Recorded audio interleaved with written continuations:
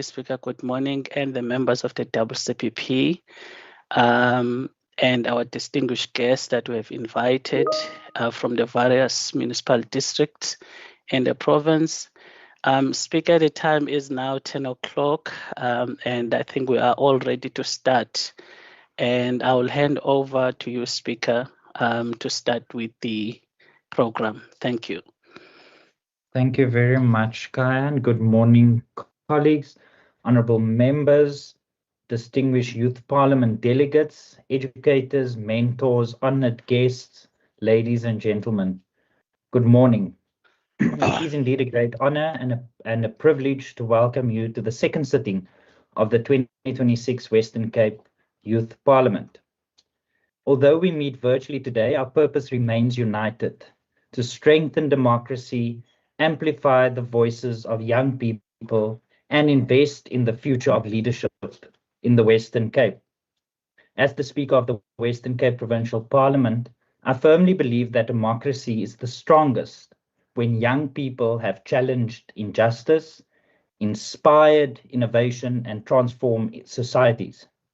The decisions made by previous generations have shaped the world you inherit.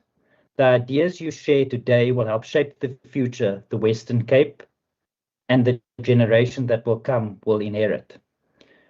Delegates, this program is more than an educational exercise. It is a platform where tomorrow's councillors, members of parliament, members of the provincial parliament, judges, entrepreneurs, teachers, doctors, community activists, and business leaders begin the study value of public service. Today, you will deliberate on issues that affect young people across your province. These discussions matter because they reflect the lived realities of thousands of young people whose hopes, dreams, and challenges deserves to be heard. As you participate today, I encourage you to embrace three principles. Firstly, to lead with courage. Do not be afraid to speak with conviction. Your perspective is valuable and your voices deserve to be heard. Secondly, lead with respect. Democracy does not require us to agree on everything, but it does require us to listen to one another with dignity, with empathy, and an open mind. Some of the strongest solutions emerge when different opinions meet in respectful debate. And thirdly, lead with purpose. Leadership is never about titles or recognition. It is about service. It is about asking how we can improve the lives of others and leaving every community better than we found it. Delegates, our province faces many challenges, from youth unemployment and educational inequality to mental health, safety, climate resilience, and economic opportunities. Yet I remain optimistic because when I look at the delegates participating today, I see determination, I see intelligence, compassion, and innovation. I see a generation that refuses to accept that things cannot change. Former President Nelson Mandela reminded us that the youth of today are the leaders of tomorrow. Those words are not simply an aspiration. They are a responsibility. Leadership begins today through the choices you make, the respect you show, the ideas you contribute, and the values you uphold. I wish to extend my sincerest appreciation to the officials of the Western Cape Provincial Parliament, our educators, our facilitators, our mentors, and partner organizations whose commitment has made this program possible. Thank you very much for investing your time, your expertise, and your passion into developing the next generation of democratic leaders. To every delegate, thank you for accepting this opportunity. Participate boldly, ask difficult questions, think creatively, build consensus, learn from one another. But most importantly, remember that every meaningful contribution you make today strengthens not only this youth parliament, but democracy itself. The future of the Western Cape will simply not happen. It will be shaped by young leaders who choose to participate, who choose to serve, and who choose to lead with integrity. May the second sitting inspire thoughtful debate, meaningful contribution and collaboration, and may it find practical solutions that will contribute to a stronger, more inclusive, and a more prosperous Western Cape. Delegates, it's now my pleasure to declare the second sitting of the 2026 Western Cape Provincial Parliament duly open. I wish you every success in your deliberation. I thank you. Baie dankie en kosi kakulu.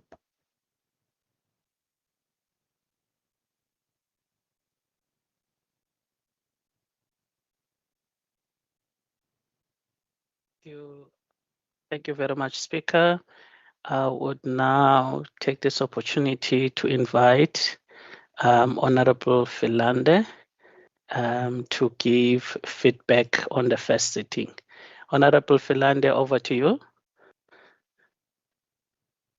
Thank you very much. And just from my side, also a warm welcome. Thank you very much for your inspiring opening address, Honourable Speaker, and welcome to our youth of the Western Cape, who's indeed our prime guests this morning. I would like then, as the presiding officer, I wish to now proceed. And I would like to remind members and delegates about some of the logistical arrangements. Kaya has made mention, and also the speaker, in terms of today's proceedings being a virtual sitting. I would ask that all microphones please be muted, and members and delegates participating in the sitting are requested to kindly keep their cameras off and their mics muted until such a time when they are recognized by the presiding officers to speak. Members and delegates are then requested to please ensure that their mics are unmuted and their video is on when the presiding officer recognizes them. And when they are done speaking, to please mute their microphone and switch off their mics or their cameras. Delegates on the speakers list will be recognized to speak per their district during the first part of the program, and I believe it has been shared with you in terms of the time allocation as well. Remaining delegates will be permitted to make input during the second part of the program when recognized by the Honourable Member Kasim, who will be chairing the second part of this session. Please use the raise hand functionality on the system when you desire to make an input during this time. Honourable members and delegates are requested not to sign into Microsoft Teams on more than one device, for example, both on your laptop and your cell phone as well. As indicated and as per the order of today, I will now provide feedback on the inaugural sitting that was held on the 28th of March 2026. And if I can perhaps just get an indication from the administration side, whether you will be flighting that report. Thank you very much, Honorable Philander. You can go ahead, member, give the report. We'll share the progress report with all the delegates of the Youth Parliament. Thank you. Indeed. Thank you very much. It is then my Honourable Speaker and all delegates, it is my privilege to table this progress report on matters arising from the inaugural sitting of the Western Cape Provincial Parliament that was held on the 28th of March 2026. And as promised, the concerns and the recommendations raised by our youth delegates were formally referred to the relevant standing committees for consideration, ensuring that your voices become part of the Parliament's oversight and accountability processes. Today's report also demonstrates that youth participation does not end with debate. It continues through action, follow-up, and engagement. While responses have already been received on a number of referrals, outstanding matters are actively being pursued, and a consolidated report will be shared with all stakeholders once the process has been concluded. I also wish to thank every delegate for your commitment to strengthening our democracy and encourage you to continue being active participants in shaping the future of the Western Cape. I will now respectfully indicate in terms of the progress report as indicated, and wish then to formally table the report as well. So delegates of the Western Cape Youth Parliament, I wish to provide the following progress report on matters arising from the inaugural session as mentioned. And following the conclusion of the inaugural sitting, the administration prepared a report which was circulated to all delegates by email. The report was also tabled in Parliament and referred to the relevant standing committees as mentioned for consideration and reporting through ATC number 42 of 2026.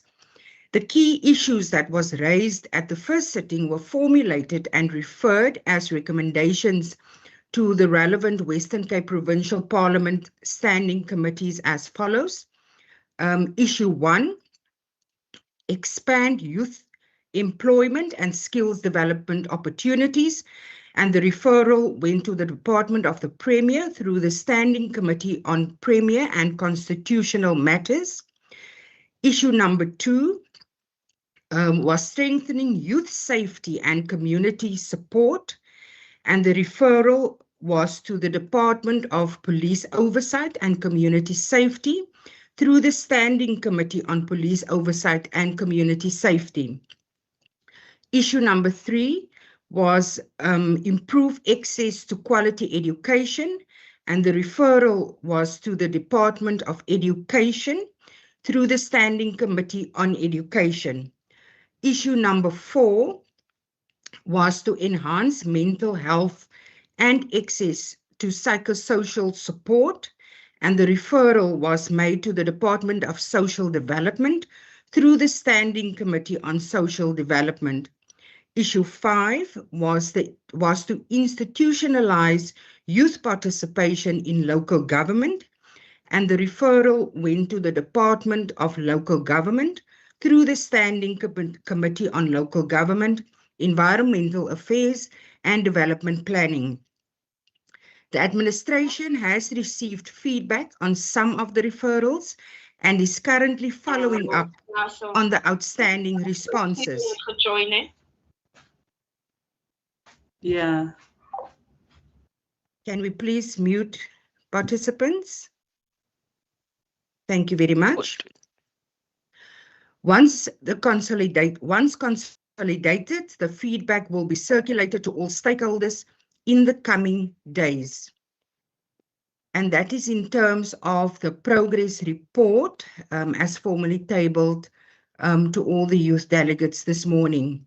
Honourable members, as per our business for today, I will now recognize the Honourable Member Dave Bryant, who will then now deliver his speech on the journey of a youth leader. I hand over to the Honourable Bryant. Thanks very much, Member Philander, and thank you very much to the Speaker and to everybody else who's helped to put this Youth Parliament together for today and all the effort that's gone on behind the scenes. I know it's unfortunate that we're virtual. It would be great to be in the chamber with everybody, but it's also good to learn to do virtual meetings because they are becoming more and more of a part of our lives as not only politicians and political leaders, but also in general. And as many of you, I'm sure, may not end up in active politics, you're certainly going to end up, I'm sure, in some form of a leadership position, wherever that be, in business or in civil society or academia or somewhere else at a later stage. So just a little bit of an introduction about myself. I mean, the reason I don't look young is because I'm not. I'm in my early 40s, but I've been involved in politics since I was 25, directly involved in politics. I did a little bit of work after university, but apart from that, my life really has been about being involved with the levers of politics and government. I was not particularly interested in politics when I was at school, or even really when I was at university. I served as a prefect, or what you would call an RCL, when I was at school. But apart from that, I never envisaged getting involved in politics in later life. I was very involved in a lot of other things when I was at university, involved in some of the fundraising organizations, which were very active at the time. When I was at university, there wasn't as big a focus on student politics in the way that you would see it today.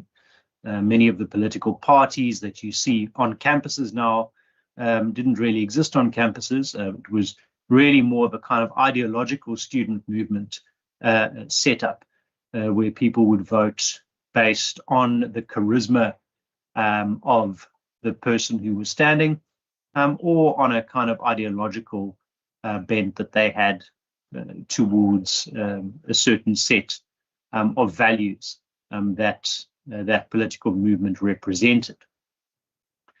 And it was really only after I'd spent a little bit of time after university thinking about what I wanted to do that I decided to get involved in some political campaign work, joined a political party. And from there, I found myself working at the city of Cape Town, as you know, where you currently, many of you will spend time, the Cape Town Metro, which was a very dynamic place to be involved in when I first started. And there was a lot of change taking place. We had the run-up to the 2010 Soccer World Cup. Some of you may vaguely remember that. And interestingly enough, we're now sitting 16 years later with the latest Soccer World Cup taking place. And there was a lot of effort, there was a lot of work that went in, but also a lot of learning that took place during that time. I was also the ward councillor, so I'm sure most of you know what a ward councillor is. You have a certain area that you are asked to look after and oversee from a local government perspective. And I did that for 9 years for the Cape Town CBD, which was a very challenging time. Also a very exciting time. A lot of things changed during that time. And after that, I was then asked to go across to the National Assembly. And I went and served as the Shadow Minister for Environment, Forestry and Fisheries. Shadow Minister is a term that we give to a person who represents the main opposition party within a portfolio committee. Sometimes they're just referred to as spokespersons, but our political party chose to refer to them at the time as shadow ministers. And your responsibility effectively is to hold the ministry within that department on the portfolio committee that you sit on to account, but also to come up with your own ideas for new legislation, to submit written questions, to make speeches in Parliament, etc. So I learned a heck of a lot during that time.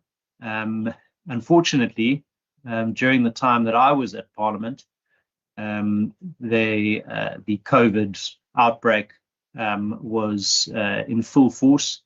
So we had the mask mandates, we had a lot of virtual meetings, and then the National Assembly main chamber burnt down, which certainly wasn't what anybody was expecting, and certainly not something that I was expecting in my first term.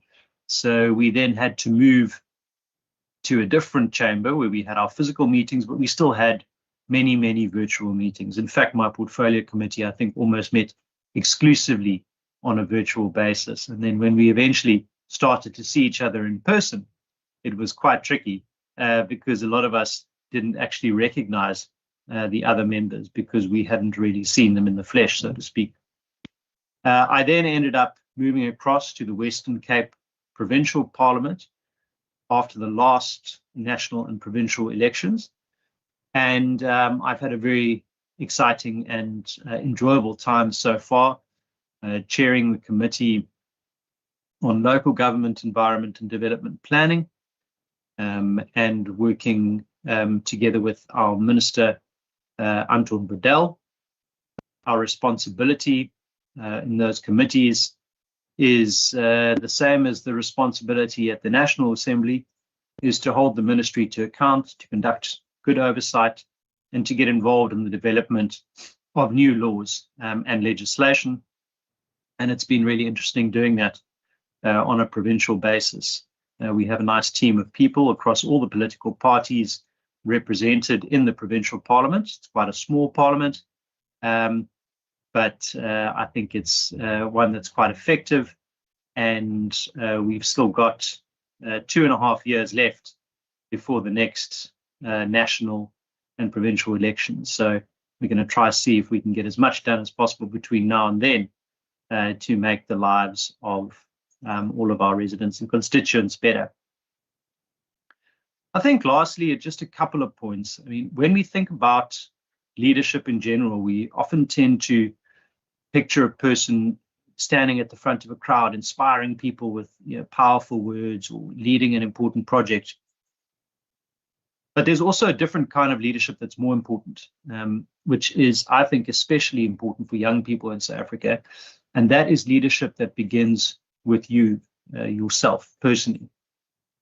And I really firmly believe that before we can lead other people, we must learn to lead ourselves through our own personal development. We live in a country that's filled with incredible opportunities, but it's also a country that faces many challenges. And all we have to do is look at what's taking place today in many parts of the country, with uncertainty and tension that in many ways is being driven by external forces, but also represents, I think, deeper underlying issues around unemployment, but also inequality, systemic violence, mental health issues that many people in our youth struggle. And I think a lot of youth are very uncertain about the future and what the future holds. And I think what this sometimes does is it makes leadership seem like something that is reserved for people with influence or people with wealth. But true leadership doesn't begin just with the title. So in terms of personal development, which I really think is key to all of this. Sorry, someone's got their microphone on. Personal development means intentionally growing into the best version of yourself. And that means you need to develop self-awareness, you need to develop emotional intelligence, you need to work on your own personal discipline, resilience, communication skills. And I think most importantly, a commitment to lifelong learning. In other words, never stop learning, never think that you know it all.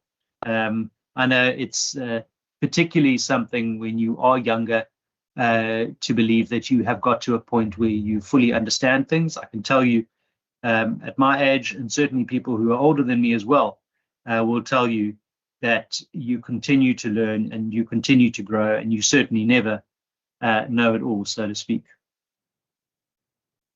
And then I think, also leading yourself also means taking responsibility for your own choices.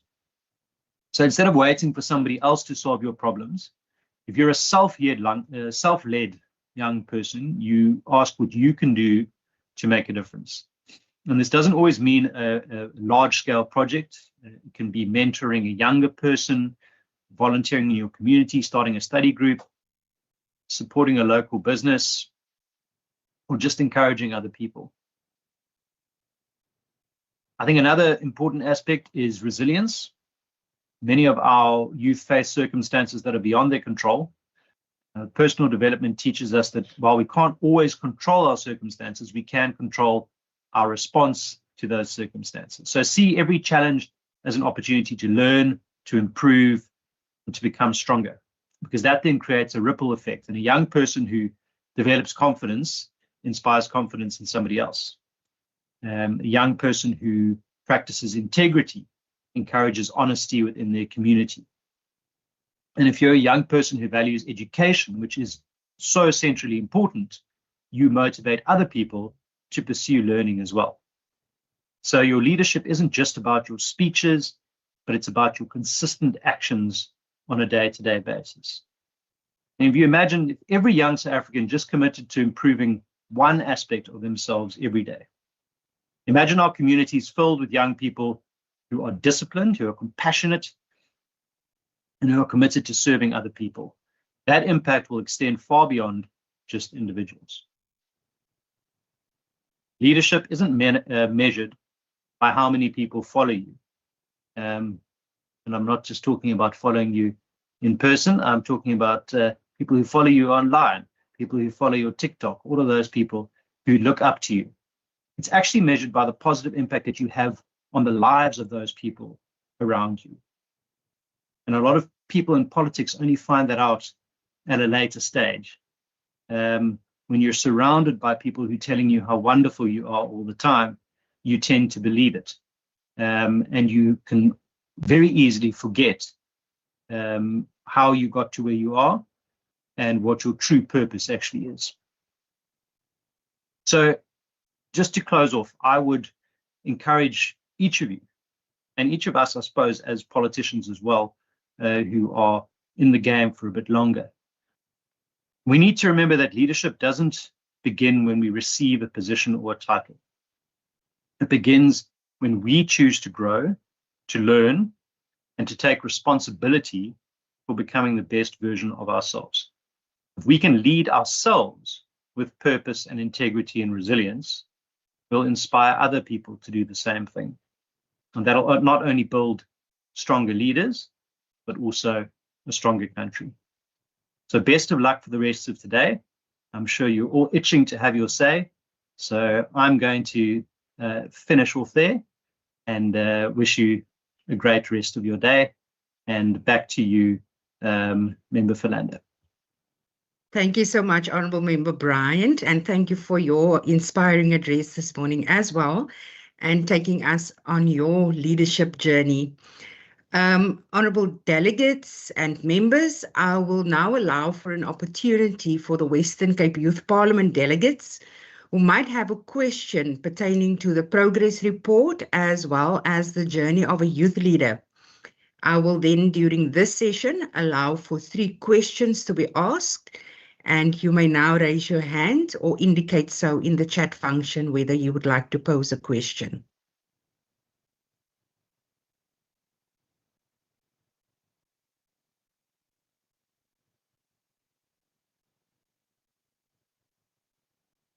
If you can perhaps also just assist me, I do not see any hands on my side.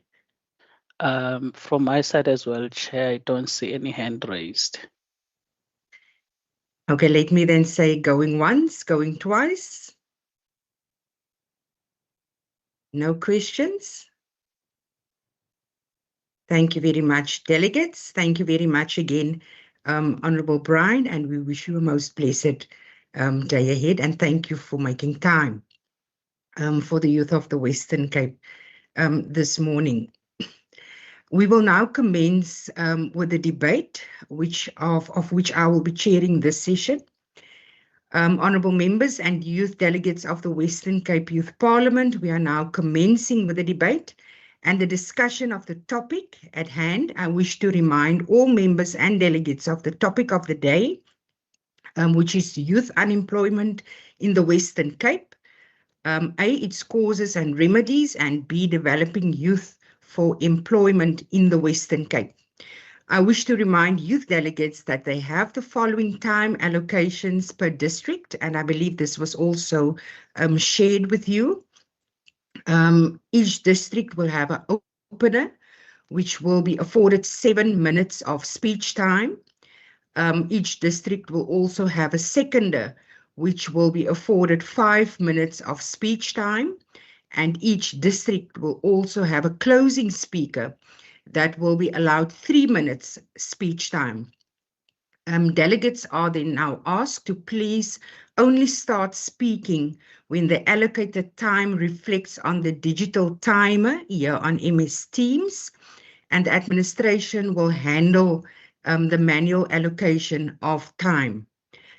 Also, just a friendly reminder, as mentioned initially, those speakers that wish to speak that are not indicated during the first part of the session will have an opportunity at the second part of the session and afforded 2 minutes to make input as well. I will now call on the districts and the relevant speakers as indicated. The representatives from the Cape Winelands. First on is Byron Skeepers, who will then have 7 minutes. For the Cape Winelands, I have been informed that Guillermo Jones is no longer speaking, and which means that after Byron Skeepers of the Cape Winelands, Sheriff Canal will then be afforded her 3 minutes. Without further ado, I will now hand over to Byron Skeepers. Thank you, Mrs. Chair. So, good morning, youth delegates, esteemed guests, and honorable members. Youth unemployment is merely not an economic issue. It is a social crisis affecting the dignity, confidence, and future of young people across the Western Cape. Every day, thousands of educated, talented, and capable young people wake up with ambition, yet go to sleep without opportunities. This debate is important. Is important because because unemployment does not merely affect individuals. It affects families, communities, and ultimately the future development of our province. When we speak about youth unemployment, we refer to young people between the ages of 15 and 35 who are willing and able to work but cannot find employment opportunities across the Western Cape. Many young people remain excluded from the labor market despite completing school, obtaining qualifications, and or actively searching for work. The consequences are severe. Poverty, hopelessness, increased inequality, and raising social challenges. The first major cause of youth unemployment is the mismatch between education and the labor market. Many young people leave school or tertiary institutions with theoretical knowledge, but without the practical skills, workplace experience employers requires. Too often, our education system does not adequately prepare young people for industries that are growing and creating jobs. As a result, many young people struggle to compete in an increasingly demanding economy. The second cause is limited access to opportunities. Young people, especially those from rural areas and townships, communities, often lack access to internships, leadership programs, mentorship programs, and entry-level jobs. Many do not have professional networks, transport, or access to information about opportunities. And this creates an unequal environment where potential is determined by geography and socioeconomic background, rather than talent and determination. Another important challenge is the barriers facing youth entrepreneurship. Many young people have innovative ideas and entrepreneurial potential, but they lack access to opportunities. These challenges do not exist in isolation. Together, they create a cycle that continues to lock young people out of the economic participation and meaningful development. However, solutions do exist. Firstly, we must strengthen skills to work pathways, vocational education, technical training, and apprenticeships and practical workplace exposure must be expanded. Training institutions should work closely with employers to ensure that young people develop relevant skills that meet labor market demands. Secondly, the Western Cape must expand work opportunities, specifically targeting youth. More entrepreneurships, more leadership programs, and public employment programs, and graduate opportunities are needed. Importantly, these programs must provide meaningful experience that improves long-term employability rather than temporary relief. Thirdly, youth entrepreneurship must be supported aggressively. Government and private sector stakeholders should provide accessible funding, mentorship, and digital skills training and business development support for young entrepreneurs, particularly in township and rural economies. Young people should not only be prepared to seek jobs, but also be empowered to create them. Honorable members, government cannot address youth unemployment alone. Strong partnerships between provincial government, municipalities, and the private sector and institutional and educational institutions and youth organizations are essential. Young people themselves must also be included in decision-making processes that allow that policies and programs reflect the realities of their daily struggle. In conclusion, youth unemployment is not caused by laziness or lack of ambition. Among young people, it is the result of structural barriers that require deliberate, coordinated, and sustainable action. As young leaders, we have a responsibility not only to debate these issues, but to advocate for practical solutions that restore the dignity, hope, and opportunity to the youth of the Western Cape. The future of our province demands the opportunities we create for itself, for its young people today. Thank you.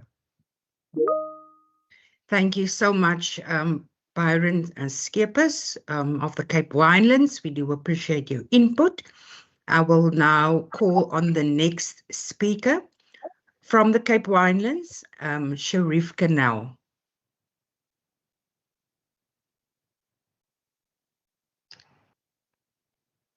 Perfect morning, Honorable Chairperson and members and my fellow youth delegates. The causes of youth unemployment is as follows. Lack of skills and experience.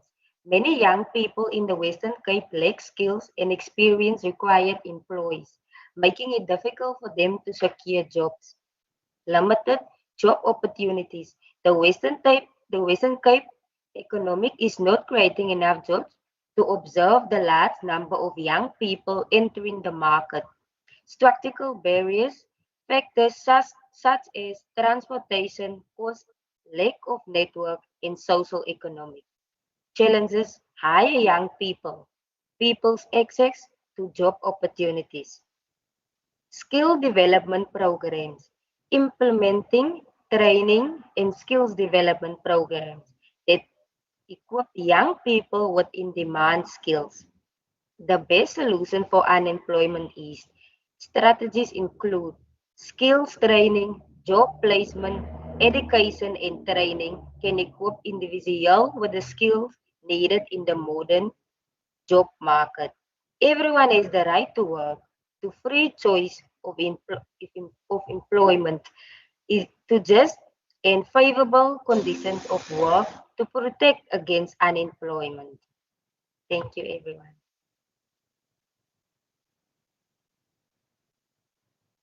Thank you very much, Sharifka.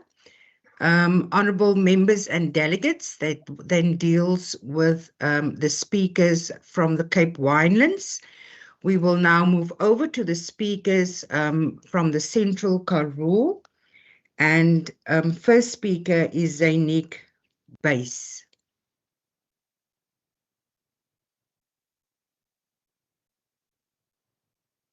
Zainik Base, your 7 minutes, you may proceed.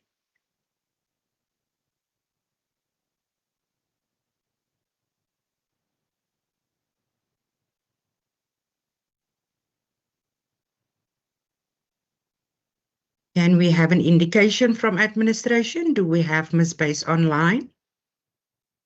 Good morning, Chair. We did have the Central Karoo online. I would suggest that maybe we move on to the next speaker, but I do see Zenik here is online. I wonder what the issue is. Perhaps she's struggling to unmute. Yes. Ms. She's Base? muted. Yeah, maybe we can move on to the next speaker, Chair, and then, oh, There there we she go. is.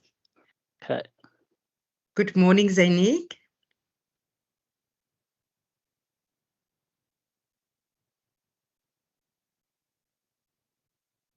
Can you please unmute?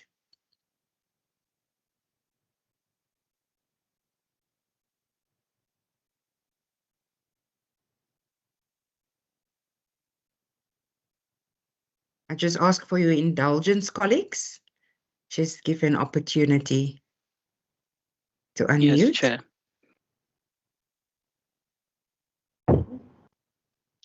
Yeah. Okay. Zainik, good morning. Good morning. Good morning. Good morning. Thank Good you so morning. much. Good morning, Honorable Speaker, Chair of the House, youth delegates, and distinguished member. Thank you for this opportunity to open this discussion. Today, we are here to discuss a pressing matter that not only affects the youth, but also the very future of our society, youth unemployment in the Western Cape. Nearly 60% of our young people in the Central Karoo region are without work. It is an astonishing reality that makes potential and fuels social unrest.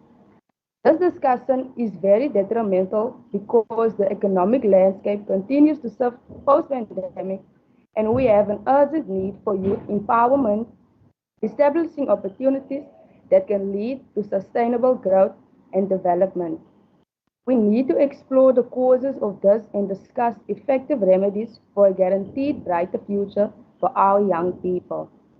The local economy relies heavily on agriculture and industry battered by severe, unpredictable climate shocks. When the farms suffer, the towns bleed. The few available jobs are seasonal, temporary, and offer no security. This lack of opportunity breeds deep despair. We cannot talk about youth unemployment without addressing its shadow twins, substance abuse, crime, and collapse of mental health. We are witnessing the slow destruction of a generation. The current, the current interventions are sticking plasters on a gaping wound. Short-term expanded public works programs offer a few months of cleaning streets, but they do not build careers. They do not teach sustainable skills. When the contract ends, the youth returns to their township corners and stand on the shop porches, even more disillusioned than before. Every year, the placement of the university are released and the number of places available at universities keep declining. When learners in matric see these stats, they get disheartened because they see that the chance of entry are slim to zero. With this in mind, they start to get demotivated and their goal only becomes to pass matric and not work towards university entry. After matric, they just wander around and seek for anything that can make them a quick buck in their bag, whether it be drug dealing or thieving. This has become a daily experience in our region. Speaker,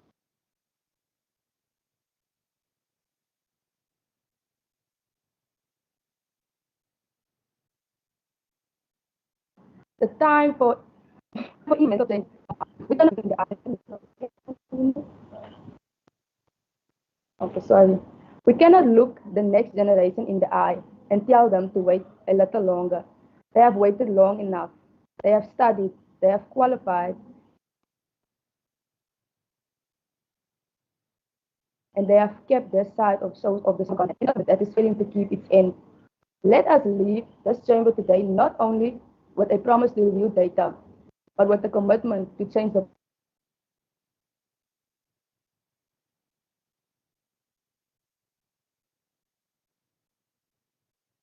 policy that not the boss to the youth. Okay. Our youth is ready to work. It is time for this parliament to give them that chance. Thank you. Thank you very much, Zainique.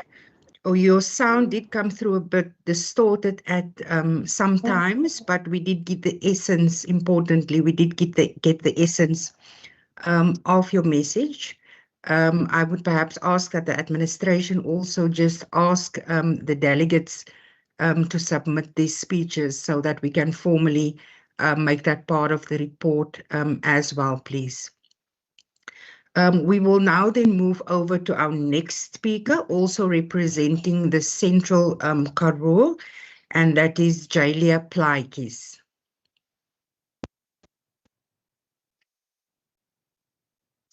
Good morning, honorable members, my fellow delegates, and our distinguished guests. I hereby rise to second the motion and to build upon the foundation laid by the proposer. Having established the importance and impact of youth unemployment in the Western Cape, it is crucial that we examine the causes driving this challenge. The opening speaker has already shown us the devastating realities of youth unemployment. But speaker, youth unemployment is not the disease. It is only a mere symptom. The real disease is the decades of missed opportunities, failed planning, and systems that continue to leave our young people behind.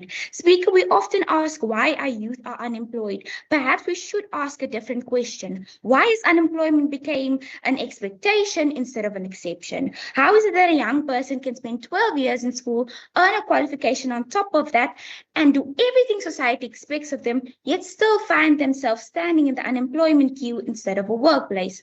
Speaker, this crisis begins long before a young person submits their first CV. It begins in our communities where opportunities has become nothing more than a postcode lottery. A child born in the Central Karoo, ambition is immediately faced with distance, poor transport, unreliable internet. Not only that, our children do not know how to use internet. They don't have the skills to possess them. We are faced with shrinking industries and limited economic investments. While no young person's future should be determined by where they were born, it actually is. Speaker, another cause is that our economy is evolving faster than our education. Artificial intelligence, automation, and digital industries are taking over the world. Yet still we are preparing our young people for jobs that are disappearing instead of the ones that are actually emerging, which is quite sad because we are educating for yesterday while expecting success in tomorrow's economy. And then there's another cause that receives far too little attention, and it is called brain waste. Not brain drain, brain waste. Brain drain is when educated people leave our country to find better opportunities. Brain waste is when they remain here, unemployed, staying here. They're every graduate sitting at home, every artisan who cannot find an apprenticeship, every entrepreneur who's scared to develop their business because there are no funds, because there are no jobs for them. Every single one of them is a loss to our economy, yet they haven't even started anything yet. And then there is nepotism. Every single one of our children is faced with this problem. Too many vacancies are being taken by networks, family connections, and circles that most of our youth don't have access to. And that is quite sad because when opportunity belongs only to those who have access to it, that means inequality becomes self-perpetuating. So, Honorable Speaker, prolonged unemployment does not just empty pockets. It empties hope. It tells a generation that hard work is no longer enough. It encourages us to think that education no longer has a reward. It creates fertile ground for crime, substance abuse, lives. So when we don't create jobs, we don't just lose workers, we lose our innovators, we lose our entrepreneurs, we lose our taxpayers, we lose our leaders, and ultimately the future that we claim to be building. And Honorable Speaker, the greatest resource in our country is not just our land. It isn't our infrastructure. It isn't our minerals that we sell. It is our youth. Yet every year we allow our greatest resource to sit at home and idle and do nothing. So history will not judge us based on the speeches we gave here in this parliament today, but they will judge us based on the courage it took for us to make a change, because an entire generation is waiting upon us to make a difference. So I rise to second the motion. So hereby I now invite the next speaker to give bold solutions that our youth deserves. Thank you. Thank you very much, Jalia. We also appreciate your valued input. And our next speaker, also from the Central Karoo, is Ayabonga Kedama. Good morning. Good morning, Honorable Speaker, Honorable Provincial members of the Parliament. Speaker, we have heard the pain of 60% of our youth in the Central Karoo are unemployed. Therefore, we cannot tell them to wait no longer. I bring forth these 5 strategies that we can implement to create jobs for our youth. First, it is to break the experience trap with a Karoo First Job program. Instead of short cleaning contracts, partner with municipalities, farms, and SMEs with TVET colleges. Give every matric or graduate 12-month paid internship in agriculture tech, renewable energy, and digital admin. Businesses get wage subsidy, youth get experience and a reference letter. That ends the cycle of no experience, no job. The second is to fix career guidance and bridge the digital gap. Roll out mobile future skill hubs to towns like Beaufort West, Maritzburg, and also Prince Albert. These hubs teach cybersecurity basics, AI tools, and online freelancing.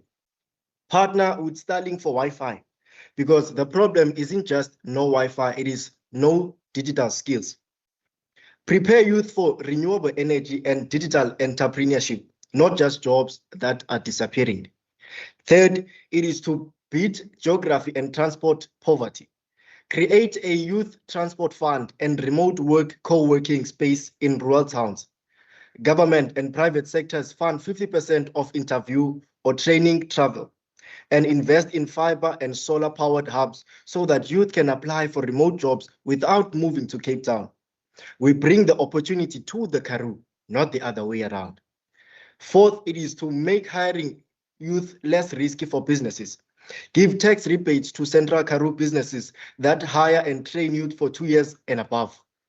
Also launch a Karoo Youth Network mentorship from local farmers, business owners, because jobs came through connections. And right now, our youth are locked out of those networks. The last one, it is to teach job creation, not just job seeking. Fund a Karoo startup voucher for youth agriculture tech, tourism, and digital service ideas. Add practical entrepreneurship to grade 10 to grade 12 life orientation. We must stop teaching how to find jobs and start teaching how to create them. Speaker, our youth have kept their side of the social contract. They are ready to work. So I ask the Parliament today, unlock the Treasury, open the doors of economic freedom. The time for incremental change has long passed. Give the youth of the Central Karoo their chance. Thank you. Thank you so much, Ayabonga. And it's wonderful to hear that our youth list their challenges, but also comes up with solutions. And that is real leadership. Thank you very much. Honourable members and youth delegates of the Western Cape, we will now move over to our next district, which is the Garden Route. And I will now recognize Anouk van Coller for your 7 minutes as a representative of the Garden Route. Sorry, Chair. I think you missed the city of Cape Town as the next. No, the metro is after the Garden Route. Oh, okay. Thank you. Thank you. Anouk van Coller.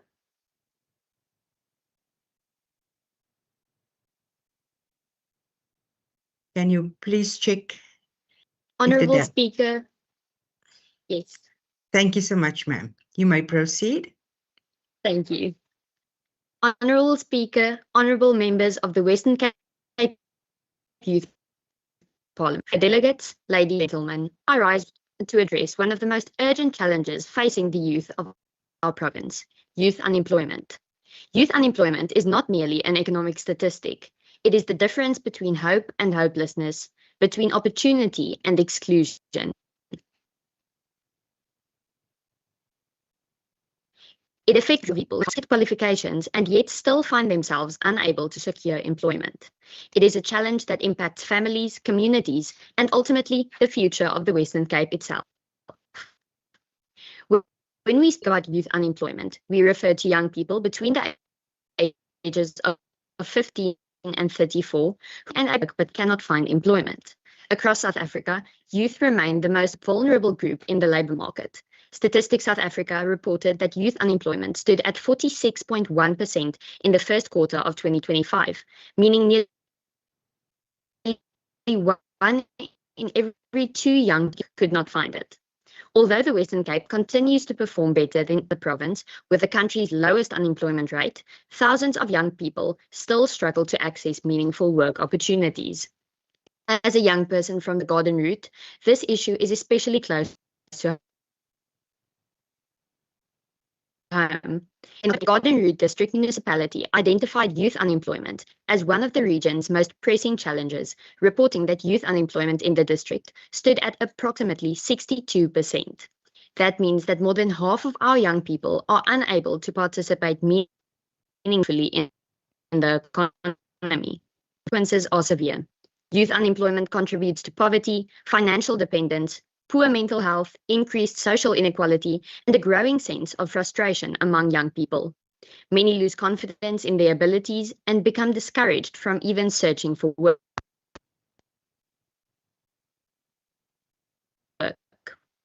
And energy that could otherwise contribute to economic growth.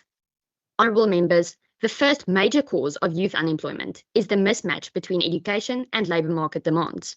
Many young people leave school or even tertiary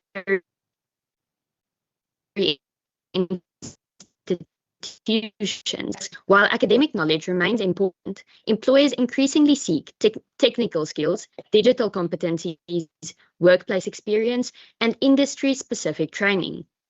Too often, young people possess qualifications but lack the practical exposure needed to secure employment. As technology really changes the nature of work, this gap continues to widen. Young people are therefore left competing in a labour market for which they have not been adequately prepared. The second major cause is limited access to opportunities. Employers frequently require previous experience, yet many young people cannot find the first opportunity. This creates a cycle that is extremely difficult to break. For young people living in rural communities, townships, and smaller towns across the Garden Route, the challenge is often even greater. Access, apprenticeships, and professional networks remain limited. Many talented young people simply do not have the same opportunities available to those living in larger urban centres. The third cause is the barriers facing young entrepreneurs. Many young people have opportunities for themselves and others. However, they often lack access to funding, mentorship, business training, and support structures. As a result, potential businesses that could create employment never get off the ground. These challenges do not exist in isolation. Together, they create a cycle that keeps many young people locked out of economic participation and prevents them from reaching their full potential.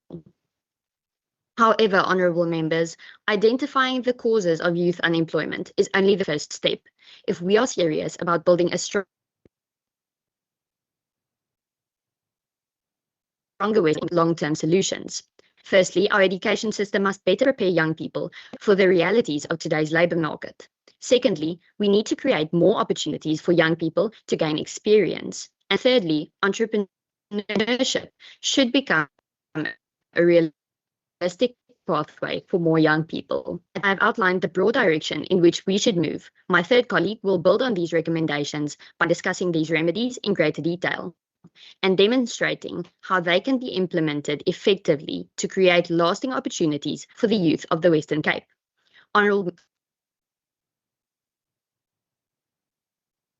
Honourable members, youth unemployment is talent or determination. It is the result of structural barriers that prevent capable young people from contributing to our economy. If we improve education, expand access to employment opportunities, and empower young entrepreneurs, we can unlock the extraordinary potential of the next generation. Let us choose to invest in our youth today, because when young people are empowered to succeed, our communities prosper, our economy grows, and the future of the Western Cape becomes brighter for us all. I am handing over to Desiderius Claes. Thank you very much, Ms. Van Coller. Thank I then you. recognize Desiderius Claassen. You may proceed.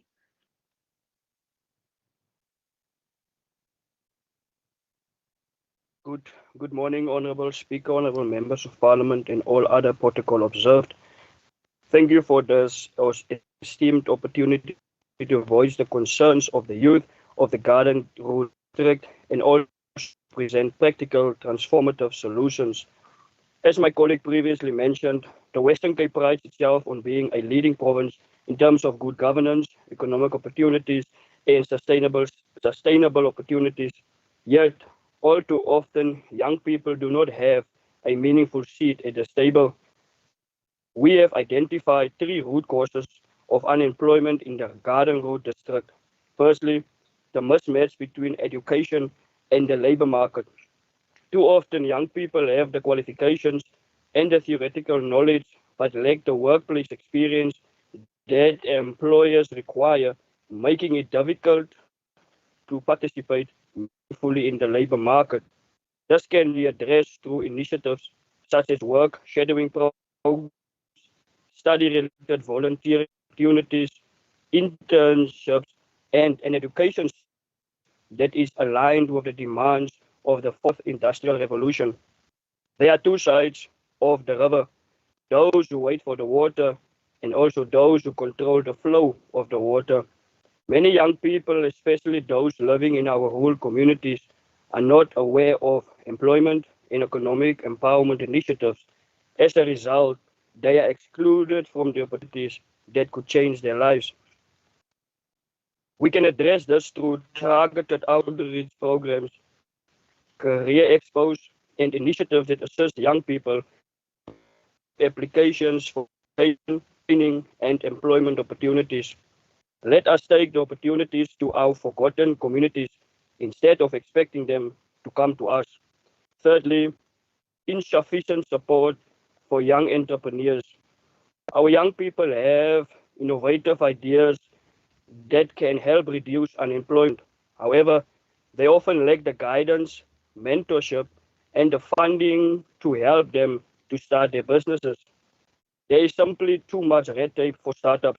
For example, if you want a loan for a business, you need to prove that you already have a track record of credit. This makes it difficult for our entrepreneurs to get into the market.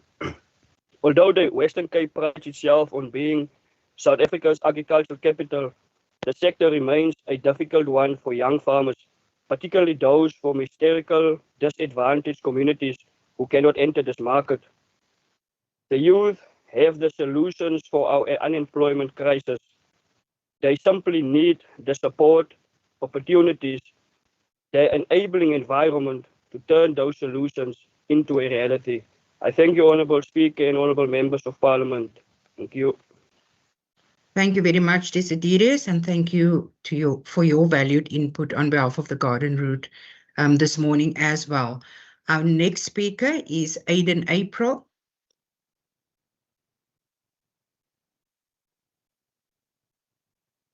Aiden April, you may proceed. Honourable Chairperson, teachers, fellow learners and guests, good day. Youth unemployment is one of the biggest challenges facing the Western Cape, Many young people are eager to work but struggle to find opportunities. Today, I will focus on practical recommendations and remedies that might help solve this problem. The first recommendation is to improve skills development. According to the Organization for Economic Cooperation and Development and the International Labour Organization, employers are more likely to hire young people with practical, technical, and digital skills. Schools and colleges should therefore work closely with businesses to provide workplace training, internships programs that prepare learners for real jobs. Secondly, government and the private sector should create more internships and learnerships. These programs give young people valuable work experience, making it easier for them to find permanent employment. Another important recommendation is to support young entrepreneurs. According to the World Bank and the OECD, small and medium-sized businesses are among the biggest creators of jobs and play a vital role in economic growth. By providing young entrepreneurs with funding, mentorship, and business training, more businesses can be created, leading to more employment opportunities. Finally, government, businesses, schools, and communities must work together to create more opportunities for young people. In conclusion, youth unemployment can be reduced if we invest in skills development, expand work opportunities, and support entrepreneurship. Together, we can build a brighter future for the youth of the Western Cape. Thank you. Thank you very much, Aidan April. And that concludes the inputs from the garden route, unless there's other delegates that might want to speak in our second session. We will now move over to our next district, which is the Cape Metro. And I call on Sishle Roto.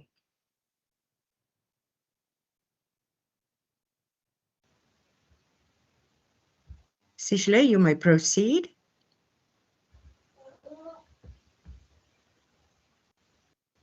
Honorable Chairperson, esteemed guests, distinguished delegates, and fellow young leaders, I greet you all. I rise today not as a representative of Cape Town, but as a voice of thousands young people whose dreams are slowly fading under the weight of unemployment. Imagine a young woman from Khayelitsha. Every morning she wakes up before sunrise, dresses professionally, gathers her certificates, and boards in a taxi with a hope. She submits application after application. Days become weeks, weeks become months, yet her phone never rings. Her qualification has not failed her. Our system has. But what is youth unemployment? Youth unemployment refers to the situation where young people, generally between the ages of 15 and 34, in South Africa are willing and able to work, actively looking for employment, but cannot find jobs. It is not simply about being without work. It is about being denied the opportunity to build a future, gain independence, support one's family, and contribute meaningfully to the society. Youth unemployment is more than an economic challenge. It is a social and a human crisis. It steals confidence, delays dreams, weakens families, increases poverty, and slows the growth of our province. According to the latest national statistic, South Africa continues to have one of the highest youth unemployment rates in the whole world, with more than half of young people struggling to find work. This is the crisis that demands urgent action. One major cause is the mismatch between education and labor market needs. While schools and universities provide qualifications, many young employers require practical skills and work experience. We acknowledge the work the government is already doing through TVET colleges, digital skills programs, and training initiatives. These investments deserve recognition. However, while this work is important, it is not enough. Education and industry must work more closely so that every learner graduates ready for the workplace. A second cause is the limited access to opportunities. Too many employers demand experience for entry-level jobs. Government programs such as internships, learnerships, the expanded public works program, and youth employment initiatives have helped many young people. We commend and applaud these efforts, but they are not enough. Thousands of capable young people are still excluded from meaningful work, particularly in township communities where transport costs, poor internet connectivity, and limited professional networks create additional barriers. A third cause is inadequate support for youth entrepreneurship. Government and its partners introduced funding opportunities, incubation hubs, and mentorship programs. These initiatives are making a difference. Yet today, they are still not enough. Too many young entrepreneurs cannot access finance, business training, or market to grow businesses that could create jobs for themselves and others. The solution is not to abandon what is already being done. The solution is to strengthen it. We must expand skills development, increase entrepreneurship, internships, and apprenticeships, invest more boldly in youth-owned businesses, and ensure that rural and township youth have equal access to opportunities. Government, business, education institutions, and communities all have a shared responsibility. This speech is not about criticizing government. It is about recognizing progress while acknowledging reality. Progress is happening, but it has not yet reached every young person who desperately needs an opportunity. Behind every unemployment statistic, it is a human being, a graduate waiting for a chance, a parent trying to provide for a family, a young entrepreneur with a brilliant idea. I'm waiting to be believed in, and a learner wondering whether education will truly open doors. Honorable delegates, when we invest in young people, we invest in safer communities, stronger families, and a more prosperous Western Cape. Let us commit ourselves not merely to managing unemployment, but to ending the barriers that keep young people from reaching their full potential. Together, let us build a Western Cape where talent is recognized, opportunity is accessible, and hope is restored. Because when our young people succeed, when we succeed, our province succeeds.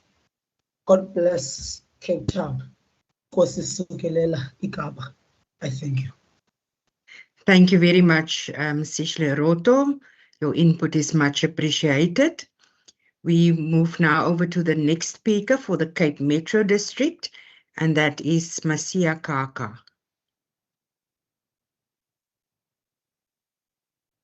Good morning, Honorable Chairperson, members, delegates, and guests. Now, building on the causes outlined by my fellow delegates, I would like to focus on how we respond to these challenges. While youth unemployment remains one of the greatest obstacles facing our generation, it is also important to recognize the meaningful steps the Western Cape has already taken. The foundation has been laid. Our responsibility now is to strengthen and expand it. Firstly, to address the growing gap between education and modern workplace, the Western Cape has introduced initiatives such as the three-stream education model and Skills Boost. These are important investments, but as technology continues to reshape the world of work, digital skills must become an even greater priority. As an online learner, I've experienced how digital learning develops independence, adaptability, and confidence in using the latest technology, skills that employers increasingly value. Imagine if every young person, regardless of where they live, had the opportunity to develop these same skills. Secondly, the Western Cape has introduced programs such as Year Beyond, the Getting You to Work initiative, internships, and learnerships to connect young people with employment opportunities. These initiatives are valuable, yet many young people still don't know they exist or how to access them. While universities and some schools offer career guidance, many young people in underprivileged communities are left behind. Imagine a young person walking through their community looking for work. They pass a library or community hall and see that free CV workshops, interview preparation, and information about employment opportunities are available there. That one visit could become their pathway to employment by bringing opportunities into communities. Rather than expecting communities to find them, will make opportunity far more accessible. Lastly, the province continues to invest in youth entrepreneurship through mentorship and business support programs. However, many young entrepreneurs still struggle once they have started their business. Imagine a matriculant with a great business idea, but no one to guide them through the challenges of starting and sustaining it. A single conversation with an experienced local business owner could help them avoid costly mistakes or even open the door to employment or future partnerships.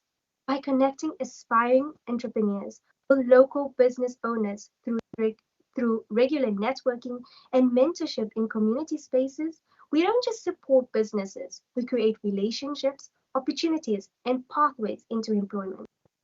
Honourable delegates, the Western Cape has already planted many of the seeds needed to tackle youth unemployment.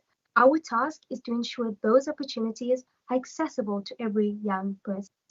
If we continue strengthening skills, improving access to opportunities, and connecting young people with those who can guide them, we will not only reduce unemployment, we will unlock the potential of an entire generation.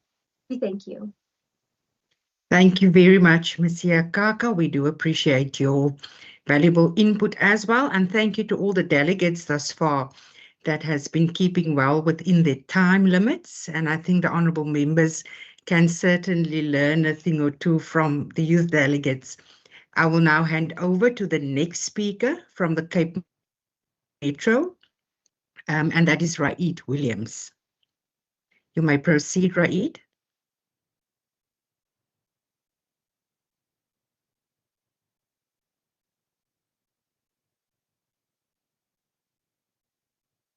Raid, there you go. Sorry. Thank you, Honourable Chairperson, distinguished delegates, and fellow young leaders. We have heard today that the crisis of youth unemployment is not a symptom of lack of talent or ambitions amongst our people. As my colleagues so stated, it is a crisis of structural barriers, a mismatch between education and industry, a lack of access to opportunities, and an ecosystem for entrepreneurship that is still too difficult to navigate. We have also heard that the Western Cape is not standing still. We have initiatives like Year Beyond, Getting You to Work, the three-stream education model, and Skill Boost. These are the bricks with which we are building a foundation. But a foundation, no matter how strong, is not the house. Our task is now to build upwards. We have discussed the remedies. First, we must bridge the skill gap. We need to treat digital literacy and practical work integrating learning not as an advantage for the few, but as a right for the many. Second, it is not enough for opportunities to exist in the city centres. They must be taken into our township and rural communities through mobile career hubs and local community centres, meeting our youth where they are. Third, we must nurture our entrepreneurs. We need to move from merely offering training to creating active networks of mentorship, where experienced local business owner becomes the bridge for a young person just starting out. Delegates, as my colleague said, behind every statistic we debate today is a human story. It is a graduate with a folder of certificates and no phone calls. It is a young father striving to provide. It is the innovator whose ideas could change our problems if only they had the capital to begin. Youth unemployment does not just steal income, it steals hopes, it delays dreams, it weakens the very fabric of our community. But it does not have to be our destiny. We are not just asking for a temporary relief, we are asking for a fundamental shift. A shift where government policies are enabled by private sector investments, where educational institutions are held accountable to the labour market realities, and where we, the youth, are treated as partners in developing these solutions rather than subjects of the debate. Let us leave this chamber today with a shared commitment. We are the generation that will turn the tide. We are the generation that will build a Western Cape where talent is recognized, where opportunity is a bridge rather than a barrier, and where hope is not just restored, it is lived. Because when we invest in young people, we do not merely change individual lives, we change the entire of our province. The time for waiting has passed, and the time for coordinating, deliberating, and urgent action is now. I thank you. Thank you very much, Raid Williams, and we do appreciate your input this morning. Honourable members and youth delegates, that concludes our input from the Cape Metro. And we will now start with the Overberg district. And I call on and I recognize Kira Liebenberg. You may proceed, Kira.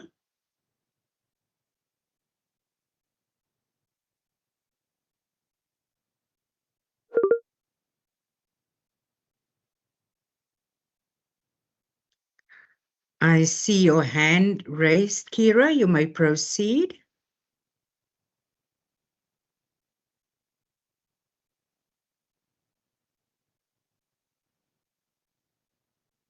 Will you kindly unmute?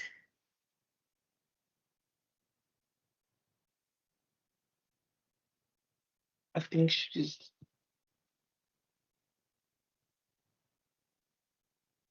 She's muted. Kira, you can proceed. If you kindly can just unmute yourself.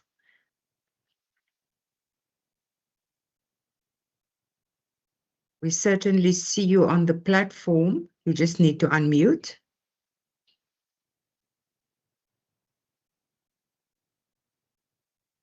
Can I ask administration that you please liaise with Kira Liebenberg, and then we will proceed with the next speaker in the meantime, Nondumise Tunisi.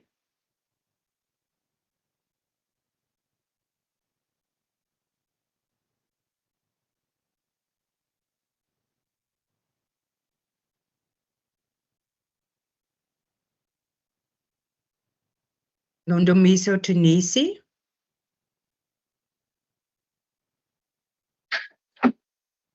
Good morning, Honourable Speaker, Honourable Members.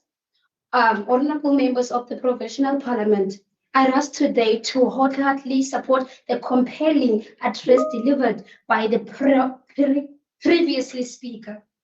The message placed before this House is not simply a discussion about unemployment. It is a call to action. It is a call to recognize that behind every unemployment statistic is a young person with ambition, talent, and determination to contribute to society. The previous speaker has clearly demonstrated that youth unemployment is one of the defining challenges of our generation. I stand fully agreement. If we fail our youth today, we weaken the economy of tomorrow. Honorable members, we cannot continue accepting the contradiction where employees demand experience from young people who have never given a chance to gain it. We cannot accept learners to compete in a modern economy if they leave school without practical, digital, and workplace skills employees require. Not either can we ignore the reality that many talented young people from rural communities face. The question before this House is therefore not whether the problem exists. The evidence is overwhelming. The real question is that as the leaders, what are we preparing to do about it? We must move beyond discussion unemployment and start creating opportunities. We must strengthen partnership between schools, colleges, universities, and businesses so that internship and workplaces expo becomes more than expectation. We must continue building an economy where business are confident to even invest and extend and employ. Every new business that opens its doors represents hope for young people seeking for their first opportunities. We must also invest in entrepreneurship. Young people should not only be encouraged to search for a job, they should be empowered to create them by providing mentorship and business development support and access to finance. Honorable Speaker, this is not only the government's responsibility. Preparing a young person for employment begins in our classroom, continues through skills development, and it also strengthens through mentorship and meaningful workplace experience. Our young people are not asking for a special treatment. They are asking for a fair chance. They are asking for an opportunity to prove themselves through hard work and determination. As members of this house, we have a responsibility to ensure that our policy are matched by practical implementation. Promises alone will not reduce their unemployment. Action will, partnership will, investment will, and opportunities will. Let us therefore commit ourselves to build a Western Cape where no young person is left behind because of where they lived, where they attended, and the opportunities they never received. Honorable members, history is not going to judge us by the speeches we delivered. It is going to judge us by the opportunities we create and the life that we changes. I therefore fully support the previous speaker remarks and urge every member of this house to unite behind practical situation that place our young people at the center of the economic growth and development. Together, let us ensure that the next generation has not the burden of unemployment, but the promise of opportunity. And I thank you. Thank you very much, Nondumiso Tunisi, for your valued input this morning.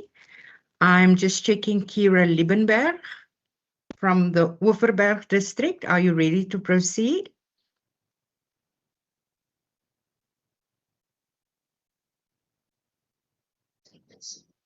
Kira?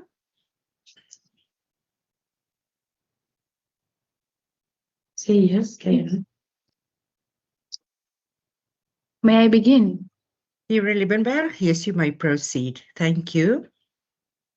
Good morning, Honourable Speaker, honourable members of the Provincial Parliament, and distinguished guests. A society that fails its youth is a society that mortgages its future. Today, the future is asking to be heard. As a representative of the Theewaterskloof in the Overberg, we do not assemble here before you merely as a youth. We stand before you as a voice for thousands of young people across the Western Cape whose ambitions are greater than their opportunities. Imagine completing 12 years of schooling, obtaining qualifications, submitting countless applications, and yet hearing nothing but silence. Imagine having the ability to contribute to society, but being denied the opportunity to do so. For far too many young people in our province, this is not imagination, it is reality. Youth unemployment is more than an economic challenge. It is a social crisis that robs young people of dignity, hope, and the chance to build a better future. Every unemployed young person represents untapped talent, unrealized potential, and a dream placed on hold. The question before us today isn't whether we can afford to address youth unemployment. The real question is, can we afford not to? Today, I wish to address two critical issues, the causes and remedies of youth unemployment in the Western Cape, and how we can better prepare our young people to participate meaningfully in the economy of tomorrow.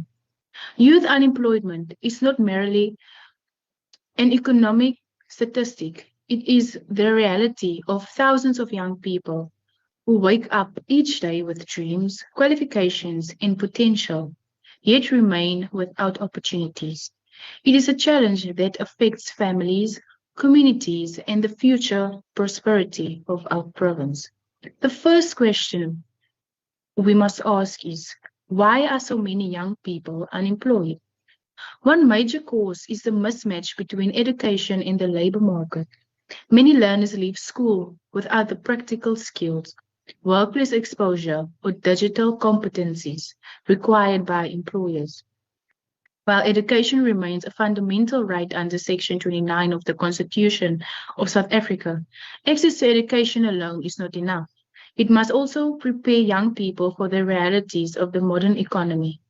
A second cause is the lack of work experience. Employers often require experience, yet young people cannot gain experience without first being given an opportunity. This creates a cycle that is difficult to break. Thirdly, economic growth has not kept pace with the growing number of young people entering the labor market.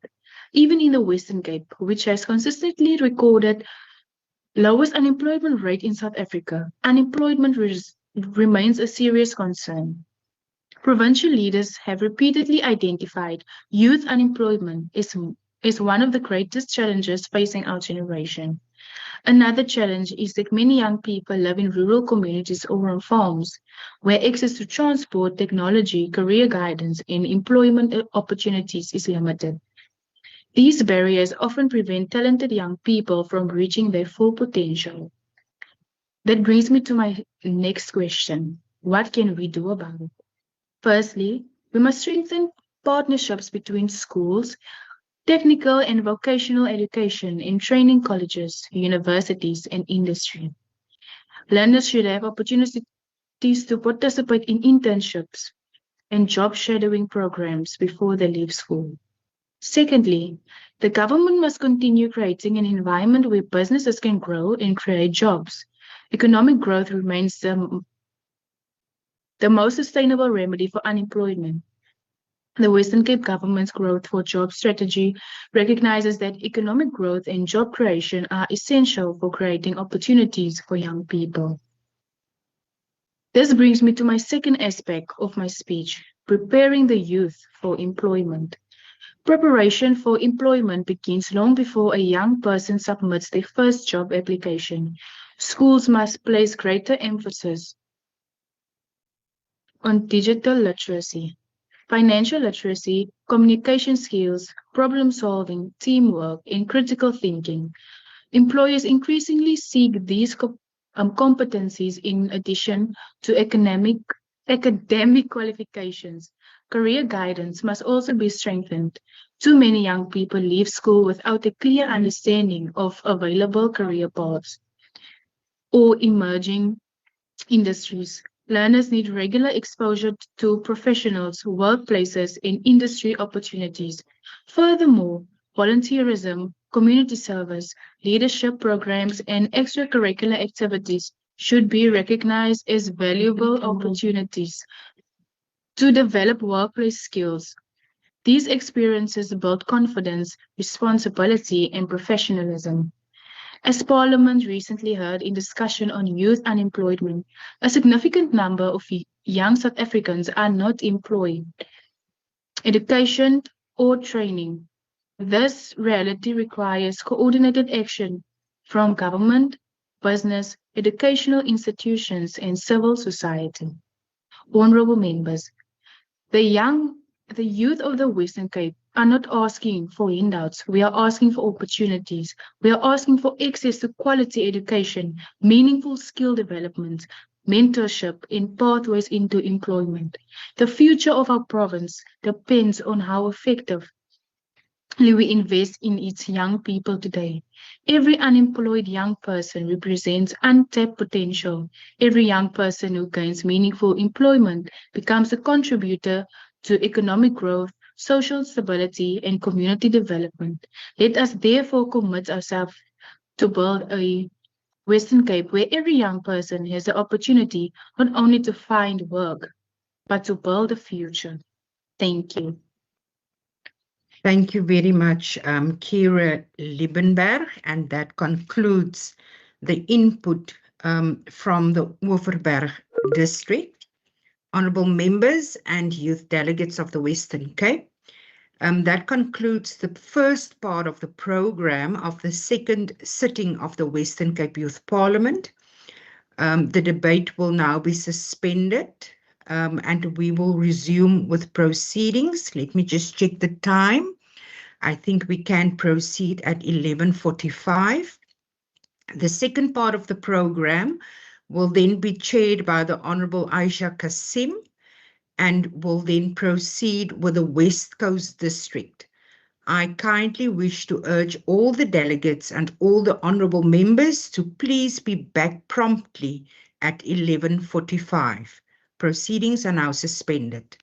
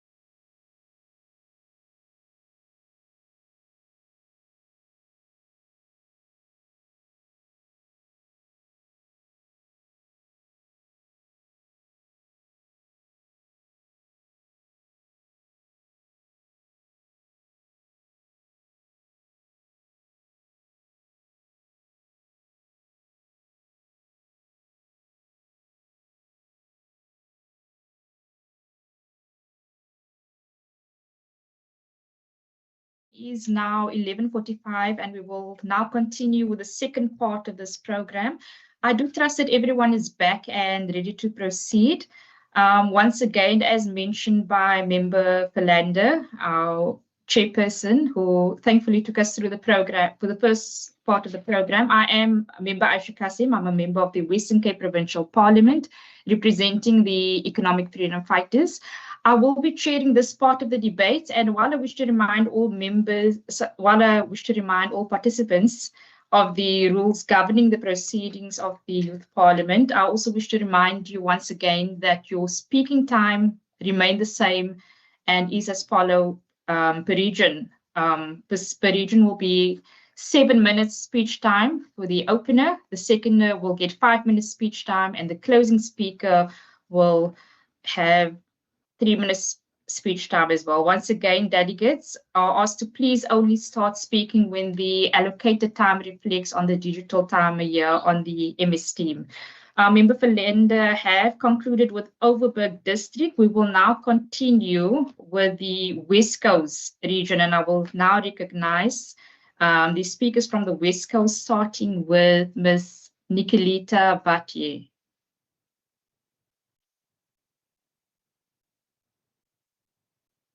Honorable Speaker, honorable members of the Youth Parliament, distinguished guests, fellow young leaders.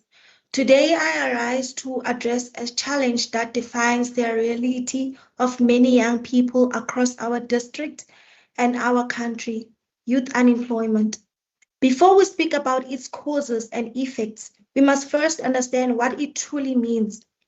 Unemployment is the situation where young people who are willing, able, and actively looking for work cannot find employment.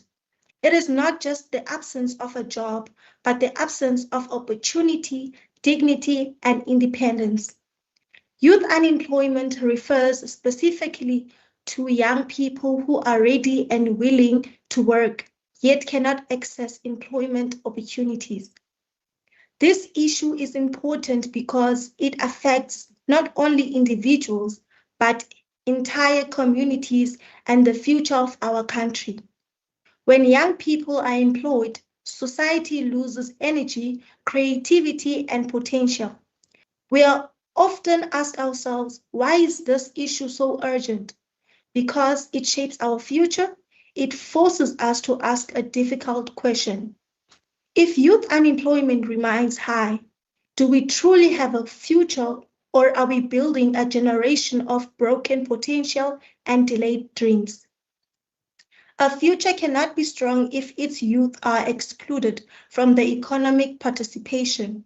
A country cannot progress if its youth people remain on the sidelines, waiting for opportunities that never arrive.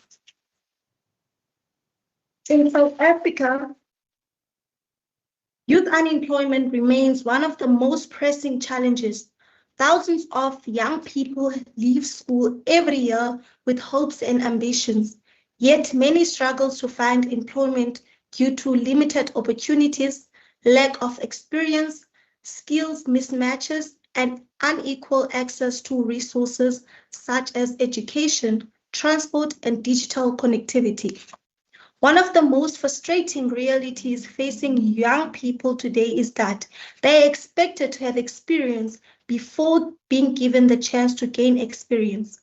Many young people apply for jobs or internships only to be told they do not qualify because they lack experience.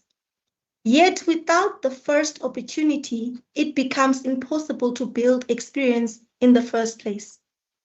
This creates a cycle where young people are qualified and willing, but still excludes from the labor market. Here is the West Coast District, the 2024/2025 Municipal Economic Review and Outlook provides both progress and concern. The district recorded a positive development with approximately 10,460 jobs created in 2023, while the overall unemployment rate is improved from 16.0% in 2022 to 14.5% in 2023. These figures show that the economy is growing. However, they also highlight a deeper reality. Growth does not always automatically translate into opportunities for young people. Many youth remain unemployed despite economic improvement because barriers such as lack of work experience, limited access to information, and geographic disadvantages continue to exist. The effects of young unemployment are far-reaching and deeply felt. It increases poverty and places financial strain on families. It leads to emotional, psychological challenges such as stress, anxiety, and loss of self-respect or confidence. It depends inequality and limits social mobility. It also contributes to social challenges, including crime and substance abuse, as some young people become vulnerable when opportunities are out of reach. But perhaps the most serious effect is this. Youth unemployment robs young people of hope. Without hope, motivation weakens. Without opportunities, potential fades. And without youth participation, communities lose their future builders, leaders, and innovators. So we must ask ourselves again, what kind of future are we creating if youth unemployment remains high? Are we creating a future of progress, a future of exclusion? Are we creating opportunities or are we allowing potential to go to waste? Because the truth is simple, a nation's future is determined by the opportunities it gives its young people today. As young leaders, we must call for a stronger solution, better education and skills development, expanded internships and job opportunities, support for entrepreneurship, and strong collaboration between government, businesses, and communities. We must ensure that economic growth becomes inclusive growth because when young people are empowered, community grows. When young people are employed, poverty decreases. And when young people are given opportunities, the future becomes brighter for all. The future does not belong to those who wait. It belongs to those who create opportunities. Let us ensure that youth unemployment does not define our generation, but rather that our generation defines the solutions. I thank you.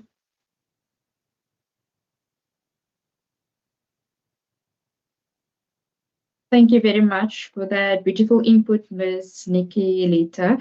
Just a reminder to the previous speakers as well to forward your speeches or your debates, all the sub-regions that started from this morning to our admin team so that we can have it as well. I will now then be moving to Cassie Marman, also from the West Coast District. Thank you.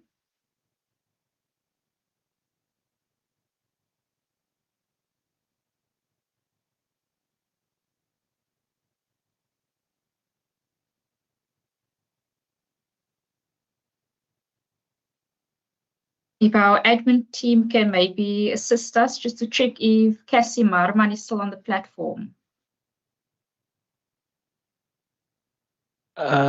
Chair, she was earlier, but if she's not currently on the platform, I would suggest that we move on to the next speaker.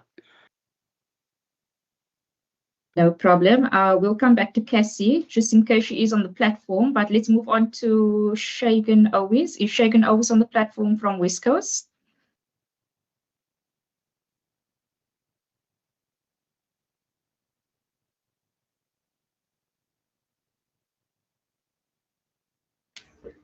May I begin? You may begin.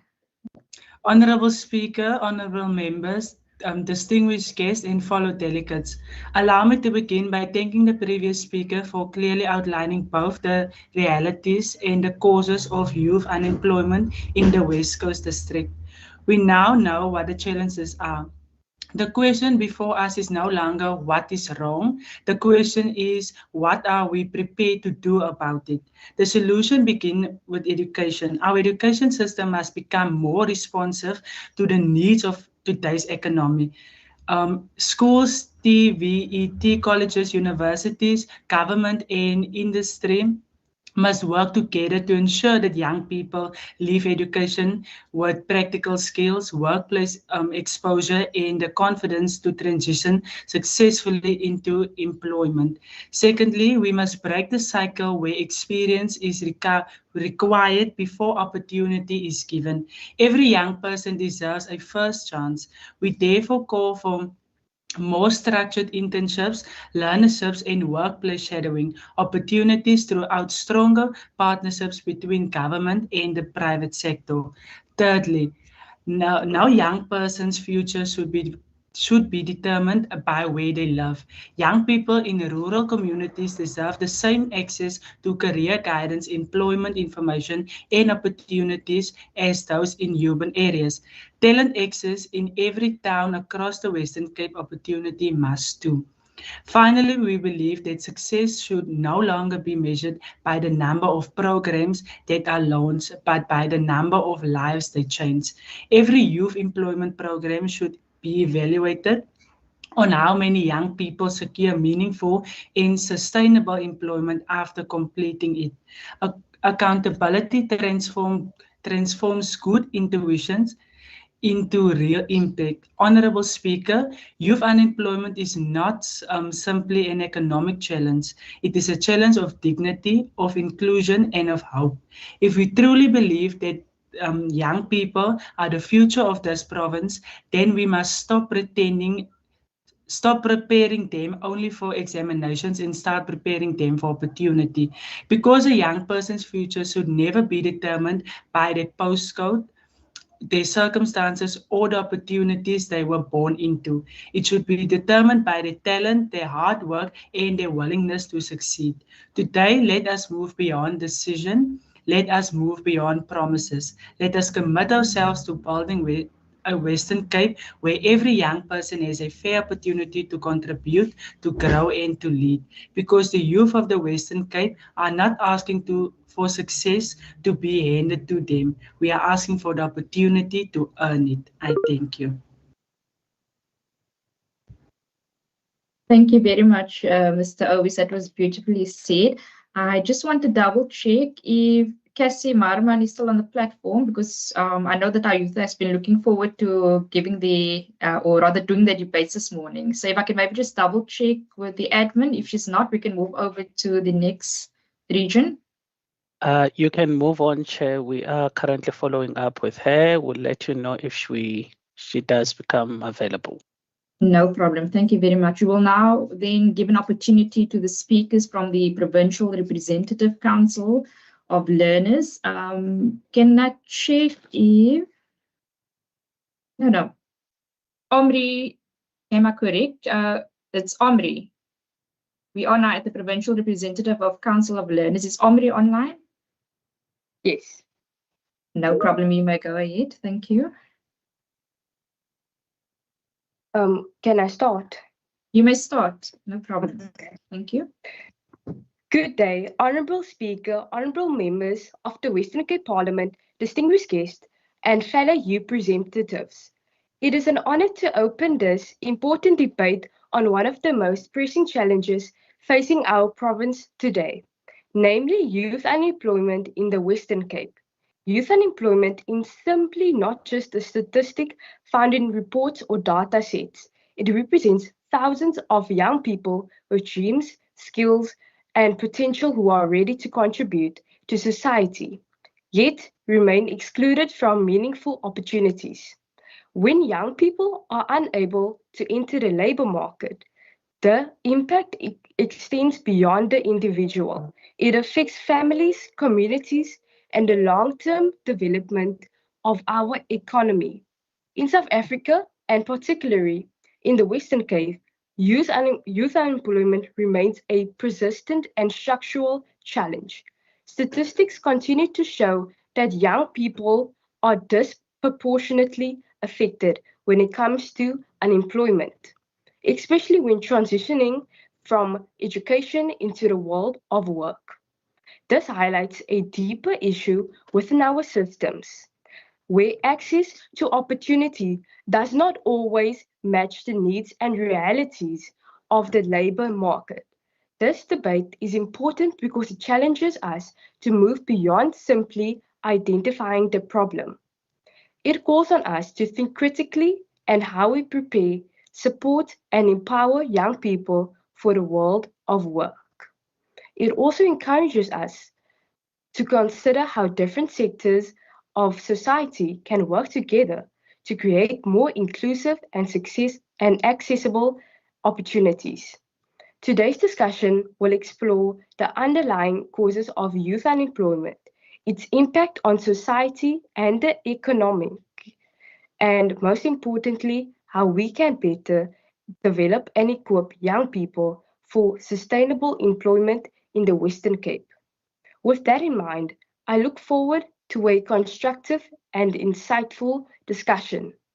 I now invite Helena to begin the discussion on the cause of youth unemployment in the Western Cape. Thank you. Thank you very much, Omri. We will then now hand over to Helena Greer. Thank you. Greetings to the House at large. We have recently celebrated and honoured the 50-year mark since the Soweto uprising in 1976. We remembered the young people who fought for freedom and opportunity. They did not fight for themselves alone, they fought for a future meant to be shared by every young South African who would follow. And yet, 50 years later, the generation that inherited their freedom is still waiting on their second demand, opportunity. Across every community in our province, the young people of today find themselves in a different kind of struggle, a struggle marked by joblessness, by poverty, and by social despair. This tells us something we cannot ignore. Youth unemployment is not only a serious economic problem, it is a social and moral problem too. The struggle that the youth face reaches outward, and it leaves a mark on our society and our economy as a whole. There are a number of factors that ultimately influence the ability of the youth to enter the job market. Three causes stand out, however. The first is low economic growth. The Western Cape is the country's best performing province, yet our economy still struggles to absorb the wave of young people entering the job market each year. We are known as an export economy, yet the Port of Cape Town was ranked 400 out of 400 in the World Bank 2025 Index, and a failing railway network and climate shocks on agriculture continue to weigh on our productivity. But the problem is not only how few jobs we create, but it is what kind. The jobs we do create are too often entry-level roles, like call centers, for instance, which is a vital gateway for young job seekers. Yet cheap and replaceable work that cannot build the careers needed to lift a generation out of poverty. This low-skilled economy leaves us with a mismatch that lets down the qualified and the unqualified alike. Those with few skills are trapped in entry-level work with no way to climb the ladder, while highly qualified young people sit unemployed because the Western Cape isn't creating enough skilled professional jobs to match. Secondly, learning institutions don't prepare the youth for the job market. We chase degrees in an attempt to be qualified enough to get a job. Meanwhile, the economy is struggling because of a lack of practical skills that build and run our country. These are jobs like electricians, plumbers, welders, and technicians. Outdated curricula and weak links to employers leave students prepared for the exam hall and not the workplace. In the Western Cape, the unequal quality of learning is also a big concern. Two young people can leave school with the very same certificate, yet be worlds apart in readiness. One can come from a well-resourced school in the suburbs and the other from an under-resourced township classroom. And so opportunity is decided long before a young person even applies for their first job. Lastly, how does a young person gain experience when every employer demands experience they were never given the chance to earn? This is the trap we have built. Nearly 6 in 10 unemployed young South Africans have never worked a single day in their lives. To an employer, a young and inexperienced worker represents a risk and a cost they would much rather avoid, which results in them employing someone who already has experience. But this leaves our youth standing still, unable to find work without experience and unable to gain experience without work. They become less employable over time. Consider the cost. In an economy where the youth is supposed to encourage growth, they become dead weight instead. Talent is lost, productivity falls, and the tax base shrinks. But the social and moral cost is worse. Inequality increases and opportunity is lost.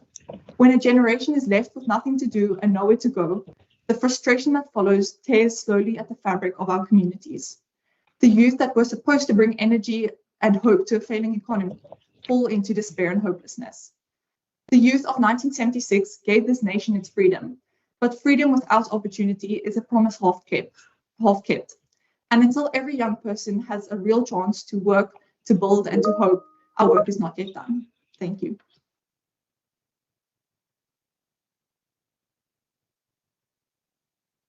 Thank you very much for your contribution, Ms. Helena. We will then now move to the last speaker in the segment was Winabila. Is she online? Ms. Winabila. Good afternoon, Miss. I am Oh, sorry, online. Miss. Apologies, Mr. Winabila. Yes, Miss, I'm here. You may go ahead. Good day, Honorable Speaker, members of the House, and fellow youth leaders. As the third and final speaker for our team today, it is my privilege to bring our arguments together. We are here to address a major crisis that affects almost every household and community in our province: youth unemployment in the Western Cape. Our team has shown today that to fix this massive issue, we cannot just look at one small piece of the puzzle. We have to address the entire picture. First, as our opening speaker, Omri, explained, we must look closely at the causes and remedies. Too many young people face massive hurdles just trying to get a job, like high transport costs and a lack of local opportunities. We need better policies to fix these roots.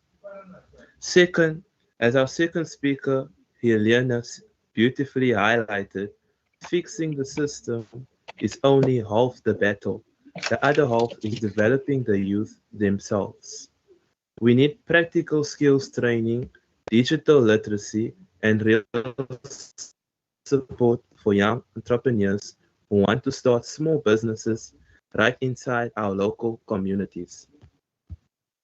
Honorable Speaker, the youth of the Western Cape are not sitting at home waiting for handouts. Are you ready? We want opportunities. We want the tools, the training, and the fair chance to work. Are you having issues with the Wi-Fi? Excuse me? Can the admin team just mute the other person on the platform so that we can allow the speaker to complete his debate? Thank you. Miss, can I restart, please? My last part. Don, can you just pause his time? I think that there's about 2 minutes, sorry, a minute that went by while we were waiting. Maybe you can just assist admin team. Yes, you may Chair, start now. we'll You do can so. continue. Thank you, Miss. Honorable Speaker, the youth of the Western Cape are not sitting at home waiting for handouts. We want opportunities, we want the tools, the training, and the fair chance to work, to learn, and to build our own futures. We have the talent, we have the drive, and we have the potential. All we need is for the doors of opportunity to be opened for us. We cannot solve tomorrow's challenges with yesterday's passive approaches. It is time to bridge the gap between planning and action. If we invest heavily in developing the skills of young people today, we will secure the growth and the economic future of our province tomorrow. With that, Honorable Speaker, our team rests our case. Thank you. Much for your contribution. Can I please remind everyone to mute the mics because we really want our youth to when they go home later, take the recording from the platform and have a beautiful recording to post to their family and friends as well. So if we can try to avoid the noise in the background to ensure that our youth do the speeches in peace. I'm told that Cassie Marman is back online. She is the representative from the West Coast. So if she is ready, we can now proceed with Cassie Marman so that we can conclude the West Coast representatives. Thank you.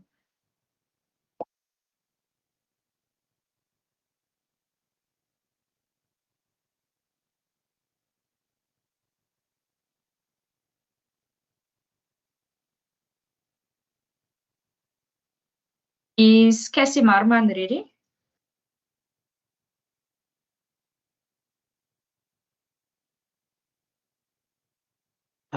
Sorry, Chair. We were informed that she was struggling with her Wi-Fi connection. So I will suggest that Chair maybe move on with the program and we will let you know if she manages to sort it out, Chair. Thank you. No problem. Thank you very much. I will now then give an opportunity to the Western Cape Youth Parliament delegates who were not on the speakers list to give an input. You do not have to make a comment if you're already covered by your sub-regions or by the speeches that were made. But if you do feel like making a comment or two, if you want to add to any of the debates with a comment, you may do so. But please be reminded that that should be within a period of 2 minutes per delegate. So our delegates are as follow. I'm going to go through the different regions, starting with Cape Winelands. And please be reminded that the next speakers are delegates who never got a chance on the speakers list. So I'm starting with Cape Winelands. Anna Vuyo. Is Anna Vuyo on the platform? If you wish to contribute, you've got 2 minutes.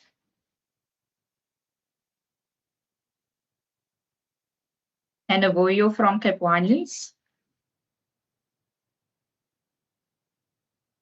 If Anna Vuyo is not on the platform, we can then move to Central Karoo. I'm told that we have 2 speakers, 2 delegates from Central Karoo. If you'd wish to make a contribution, we've got Lilene Van Rijn and Zoe Iso.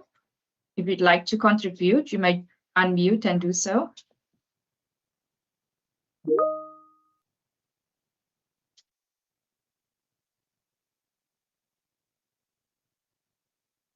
Okay, if there's no one from Central Karoo, we then move on to Garden Route. You don't have to be shy, you can unmute. Remember, any contribution is appreciated. So you can unmute, even if it's just 1 sentence, you're welcome to. If you want to comment on a debate, you are welcome to unmute your mic. We'll move on to Garden Route. If there's any speakers who want to contribute or make a comment or two, Matthew Taylor.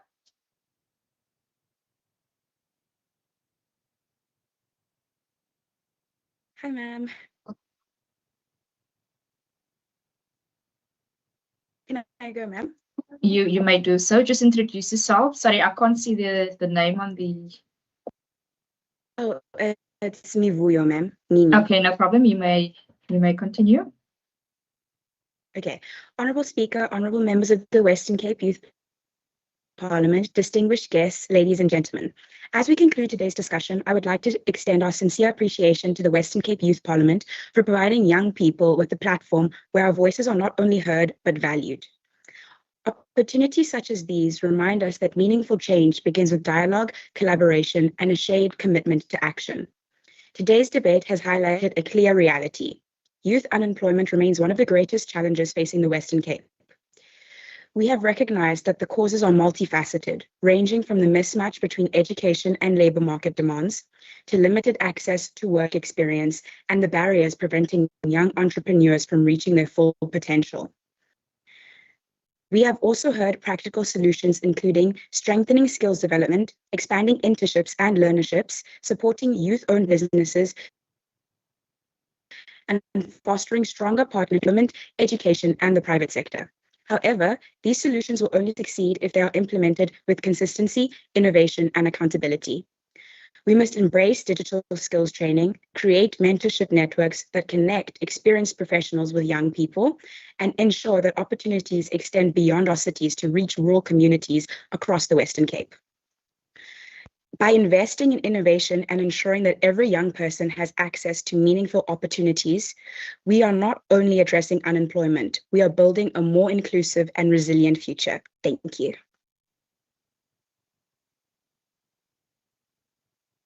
Thank you very much, Anavuyo, from Cape Winelands. We went through Central Karoo. Is there still no speakers? If not, we will then continue with Garden Route, Matthew Taylor. If you are available, you can just unmute. Mivuyo Gamidi, Garden Route. Ma'am, I was Mivuyo Gamede from Garden Route, ma'am. Apologies. Then we finished Mivuyo Gamidi. Is Mawada Writers from Garden Route?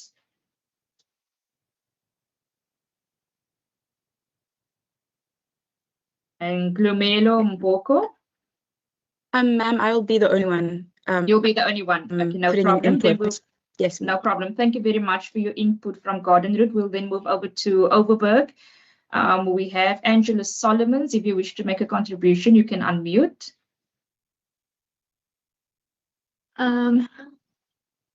Thank you. May I proceed? You may do so. Honorable Speaker, distinguished members of the Youth Parliament and fellow young leaders and guests. Youth unemployment is one of the most urgent cries confronting the Western Cape today.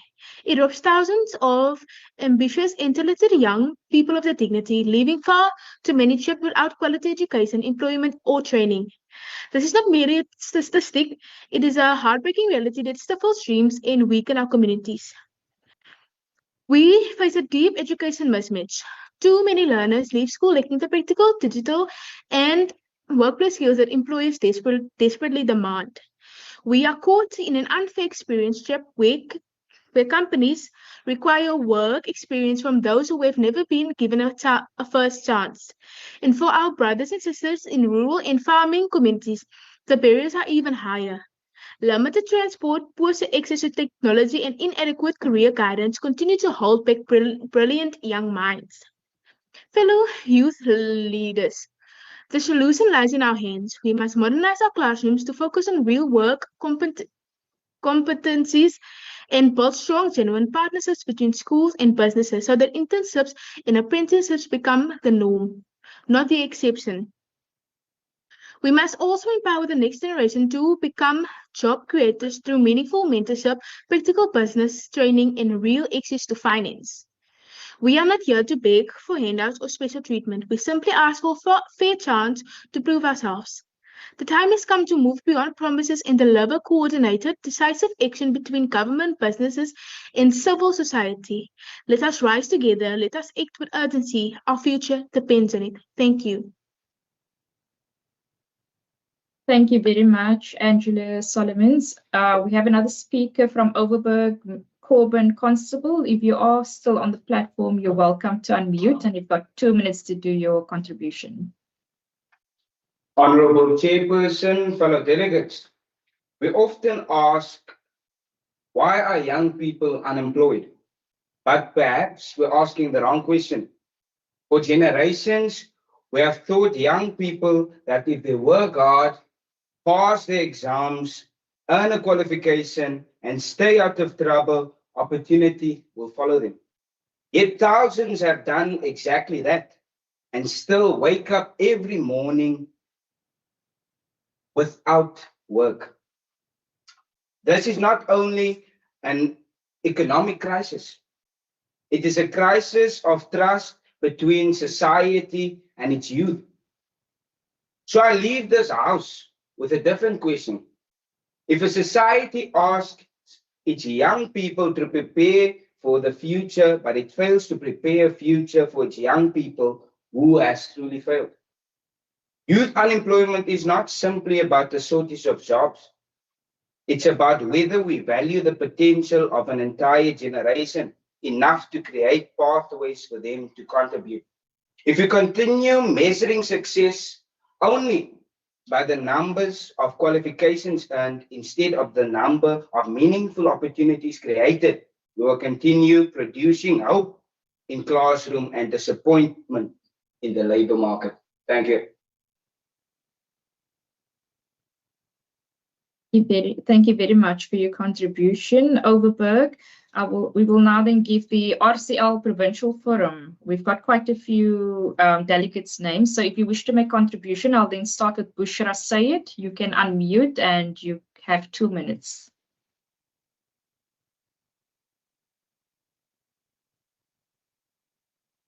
If Bushra Sayed is not online, if I can get an indication, we can then move on to Marcus, KB. Greetings, everybody. Good morning, good afternoon, honorable members. I would like to just comment. I'd say that, excuse me, sorry. I would like to say that it is very important that our government actually look into these problems and actually give us a voice. It is so important that we all have this platform to speak and give our inputs, and that we look at the unemployment rate, and that many people have given up on even studying because they feel as if their degree is insignificant. And I think it's important that we motivate them and that we actually show that our government is actually doing something for our youth. Thank you very much. Thank you very much for your input, Bushra Sayed. Marcus KB, you may unmute if you wish to contribute to make a comment or two. If Marcus is not online, we can then move on to Molelo Bongwe.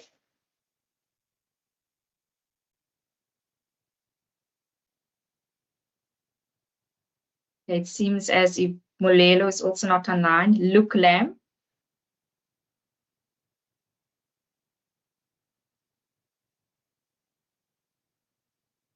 Akola Mabungo.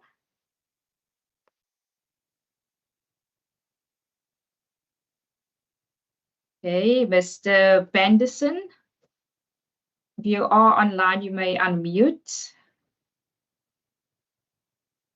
Okay, we don't have to be shy. We can be like Ms. Bushra Sayed, a commented too. So if you wish to unmute, you can do so now. Ms. Over, and then Lulu too. If you wish to contribute. Good day, Honorable Speaker, distinguished guests, and honorable delegates. The youth unemployment issue still remains one of South Africa's biggest issues. And we believe that one way that the government can tackle this is by improving communication about opportunities to the youth. Learners need to be made aware about bursaries, internships, and which qualifications are being phased out. And if the department will be able to get this done, I believe it will be able to lower the unemployment issue which we are facing. Thank you very much. Thank you very much for that contribution, Over. I'm going to check with the last two speakers on the list, Luluto and Shakil. If you wish to make a contribution, you can unmute and do so.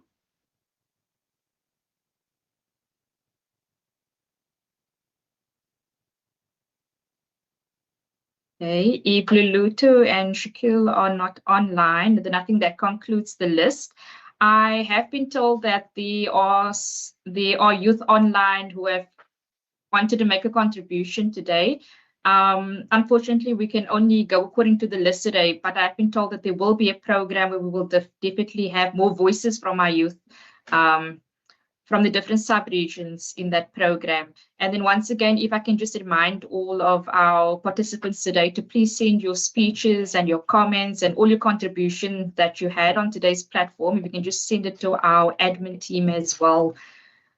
With that being said, this then brings us to the end of this debate. I will now hand over to Ms. Beth Marie Klute from the administration team to give us an overview of the main key points and the recommendations as they were discussed by the youth delegates.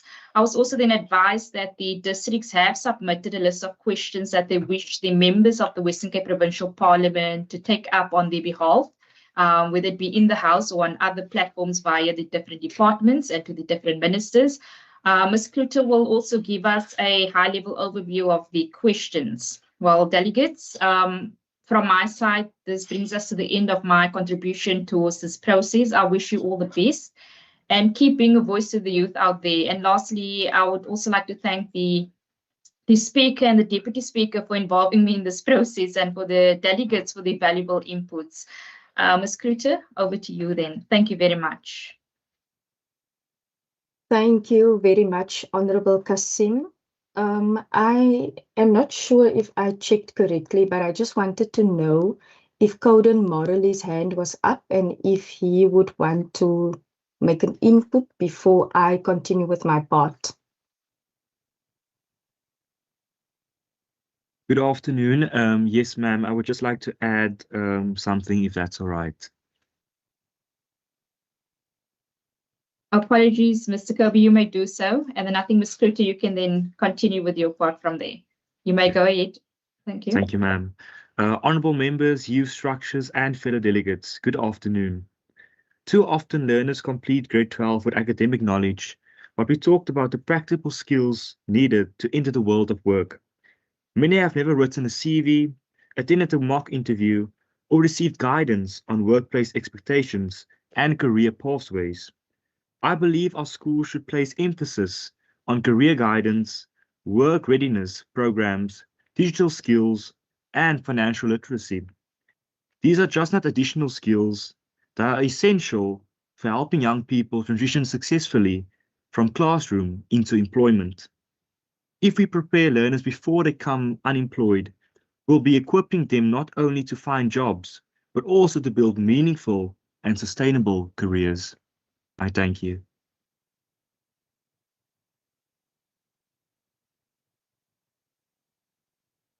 Okay. Thank you very much for your contribution. I think then, Ms. Kluter, you can then take over from here. Thank you. Perfect. Thank you, Honorable Kasim. Just give me an opportunity to switch on my camera. Okay. Okay, so I would just like to do a brief summary of what all of the districts and also the Provincial RCL Forum has discussed today. So I'm going to start with the Cape Winelands. The key points and recommendations from their side is that they have identified youth unemployment as a multifaceted challenge influenced by limited access to education and skills development, financial constraints, lack of work experience, as well as mental health, substance abuse, crime, and inadequate infrastructure.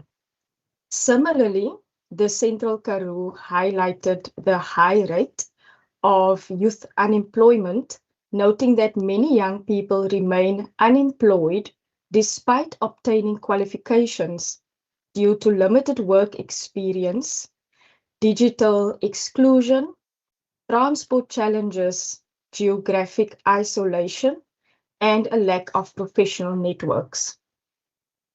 Likewise, the Garden Route, Overberg, City of Cape Town, West Coast, and the RCL Provincial Forum all emphasized the mismatch between education and labor market needs, limited practical skills and workplace experience, and also barriers to employment such as inadequate career guidance, transport costs, and limited access to opportunities, particularly in rural and disadvantaged communities. The West Coast further highlighted school dropout rates and the need to better support young people throughout their educational journey and transition into employment.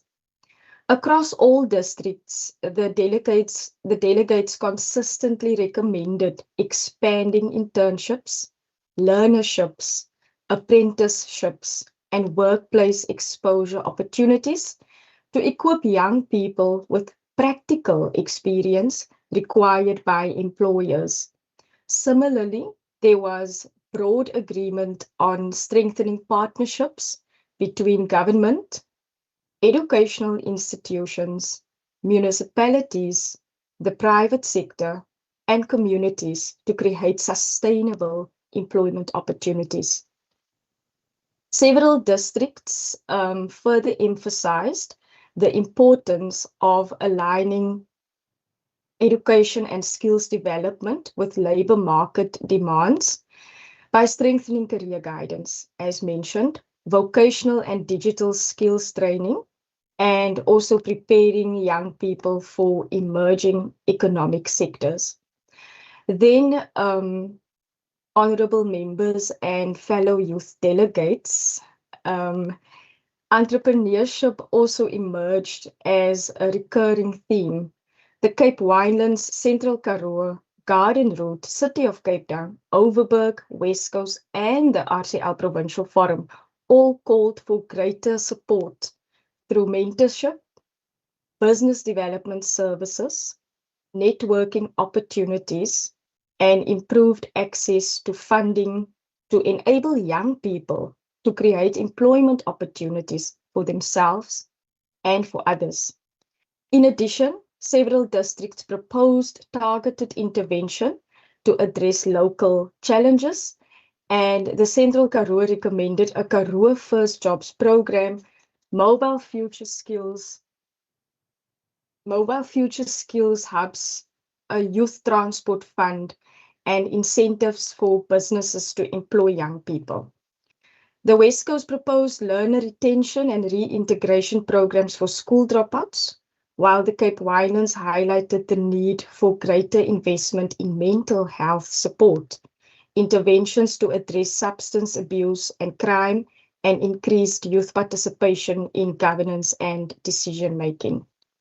Overall, while each district identified challenges unique to its local context, there was a clear consensus that addressing youth unemployment requires a coordinated, multi-sectoral approach that strengthens education and skills development. So now, honorable members and youth delegates, I am just going to briefly outline some of the questions that the districts and the RCL Provincial Forum would like to pose to the provincial government. So the Cape Winelands would like to ask, what measurable commitments will the provincial government make to ensure equitable access to internships, apprenticeships, and employment opportunities for young people in rural communities over the next 5 years? The Central Karoo would like to know, what immediate actions will provincial government take to create sustainable jobs and skills development opportunities in rural towns while addressing transport and access barriers? The Garden Route would like to know what legislative policies and budgetary interventions will ensure that young people in the Garden Route have equitable access to employment opportunities without having to leave their communities. The City of Cape Town, their question is, what measures has the departments implemented to ensure that youth unemployment and skills development programs effectively reach young people in underprivileged rural areas and township communities? Then lastly, not lastly, but to almost conclude, the Overberg, the West Coast, and the RCL Provincial Forum, they would like to know what steps is the Western Cape government taking to strengthen partnerships between education institutions and industry to ensure that young people gain workplace experience through internships. Also, what interventions are in place to identify and support learners at risk of dropping out of school to improve learner retention and future employment prospects? And then what is the provincial government doing to better align education and skills training with the needs of the labor market to improve employment outcomes for the young people? And that is all from my side. Thank you very much, Honorable Member Kasim. Over to you.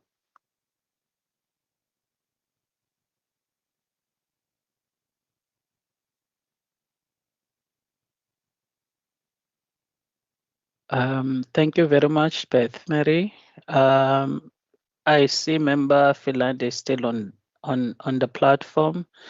Member Philande, the last item on the agenda is the concluding remarks. I can hand over to you. I did also take a note. I see Deputy Speaker is also on the line.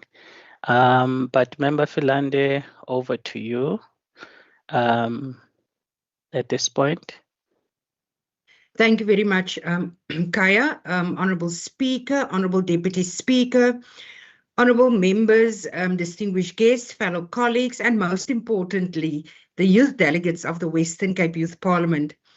As we bring today's sitting to a close, I wish to, on behalf of the Western Cape Provincial Parliament, to express my sincere appreciation to each and every one of you for making this a meaningful and a very impactful engagement. To our youth delegates, thank you again for showing up, for engaging respectfully, and for contributing with passion and courage and conviction. And today you demonstrated that the future of our province is in capable hands. You did not merely identify the challenges facing young people, you proposed practical solutions, and that is what leadership looks like. And throughout today's debate on youth unemployment, you also reminded us that addressing these challenges requires more than creating jobs. It indeed requires us to collectively look at these issues that you have identified today, but also identify these challenges and with all the relevant stakeholders, make sure that they are addressed. It also requires developing young people with the skills, the confidence, and opportunities to thrive in a rapidly changing economy. You also spoke about strengthening entrepreneurial potential, expanding business development support, creating meaningful graduate opportunities, and also ensuring long-term employability through better alignment between our learning institutions and the demands of the labour market. And I think for me today, perhaps one of the most powerful messages that emerged was that of our young people, that young people should not only be prepared to seek employment, but they should also be empowered to become the creators of employment by supporting innovation, entrepreneurship, and small business development. So we invest not only in individual success, but in stronger communities and a more resilient economy. Honourable members and youth delegates, earlier today, we also reflected on the progress made since the inaugural sitting, where your recommendations were formally referred to the relevant standing committees of the Western Cape Provincial Parliament for consideration. And this demonstrates that your voices are not symbolic. Your voices are heard, they are recorded, and taken seriously within our democratic institutions. Today's deliberations also reminded us that tackling youth unemployment is a shared responsibility. Government, the private sector, educational institutions, civil society, families and communities, we all have a role to play in creating an environment where every young person has the opportunity to realize their full potential. I wish to extend my heartfelt appreciation to the Honourable Speaker for your leadership throughout today's proceedings, but also endeavouring in this, making this youth parliament really a meaningful engagement. Also to the Honourable Deputy Speaker for your valued support in this process. And thank you also for including myself and the Honourable Member Kasim in this valued conversations today. My sincere thanks also go to the Secretariat and every official working behind the scenes. You know, events such as these do not happen by chance. They require careful planning, coordination, and dedication. And thank you for your professionalism and commitment in making today's Youth Parliament a success. To every educator, parent, and guardian who has encouraged these young leaders to participate, thank you so much for investing in the next generation of leaders. Delegates, As you leave this chamber today, remember that leadership does not begin or end here. It begins in your homes, your schools, your campuses, your workplaces, and your communities. And continue to ask the difficult questions. Continue to challenge respectfully. Continue to seek solutions. Be the voice for those who are not heard, and be the example that you wish to see. The Western Cape needs your ideas. South Africa needs your courage. And thank you for your commitment to building a Western Cape where every young person has the opportunity not only to find work, but to create opportunity, contribute meaningfully, and fulfill their potential. Also, please be reminded that the administration will provide delegates with an update on the progress of the discussions and the recommendations, and they will be in touch with each delegate. I wish you God's richest blessings, safety in your daily encounters. I wish you every success in your studies and your future endeavors, and may you continue to lead with integrity, humility, and purpose. Thank you so much, and may God bless you all. And that concludes the debate on this subject. The sitting is adjourned. Thank you very much.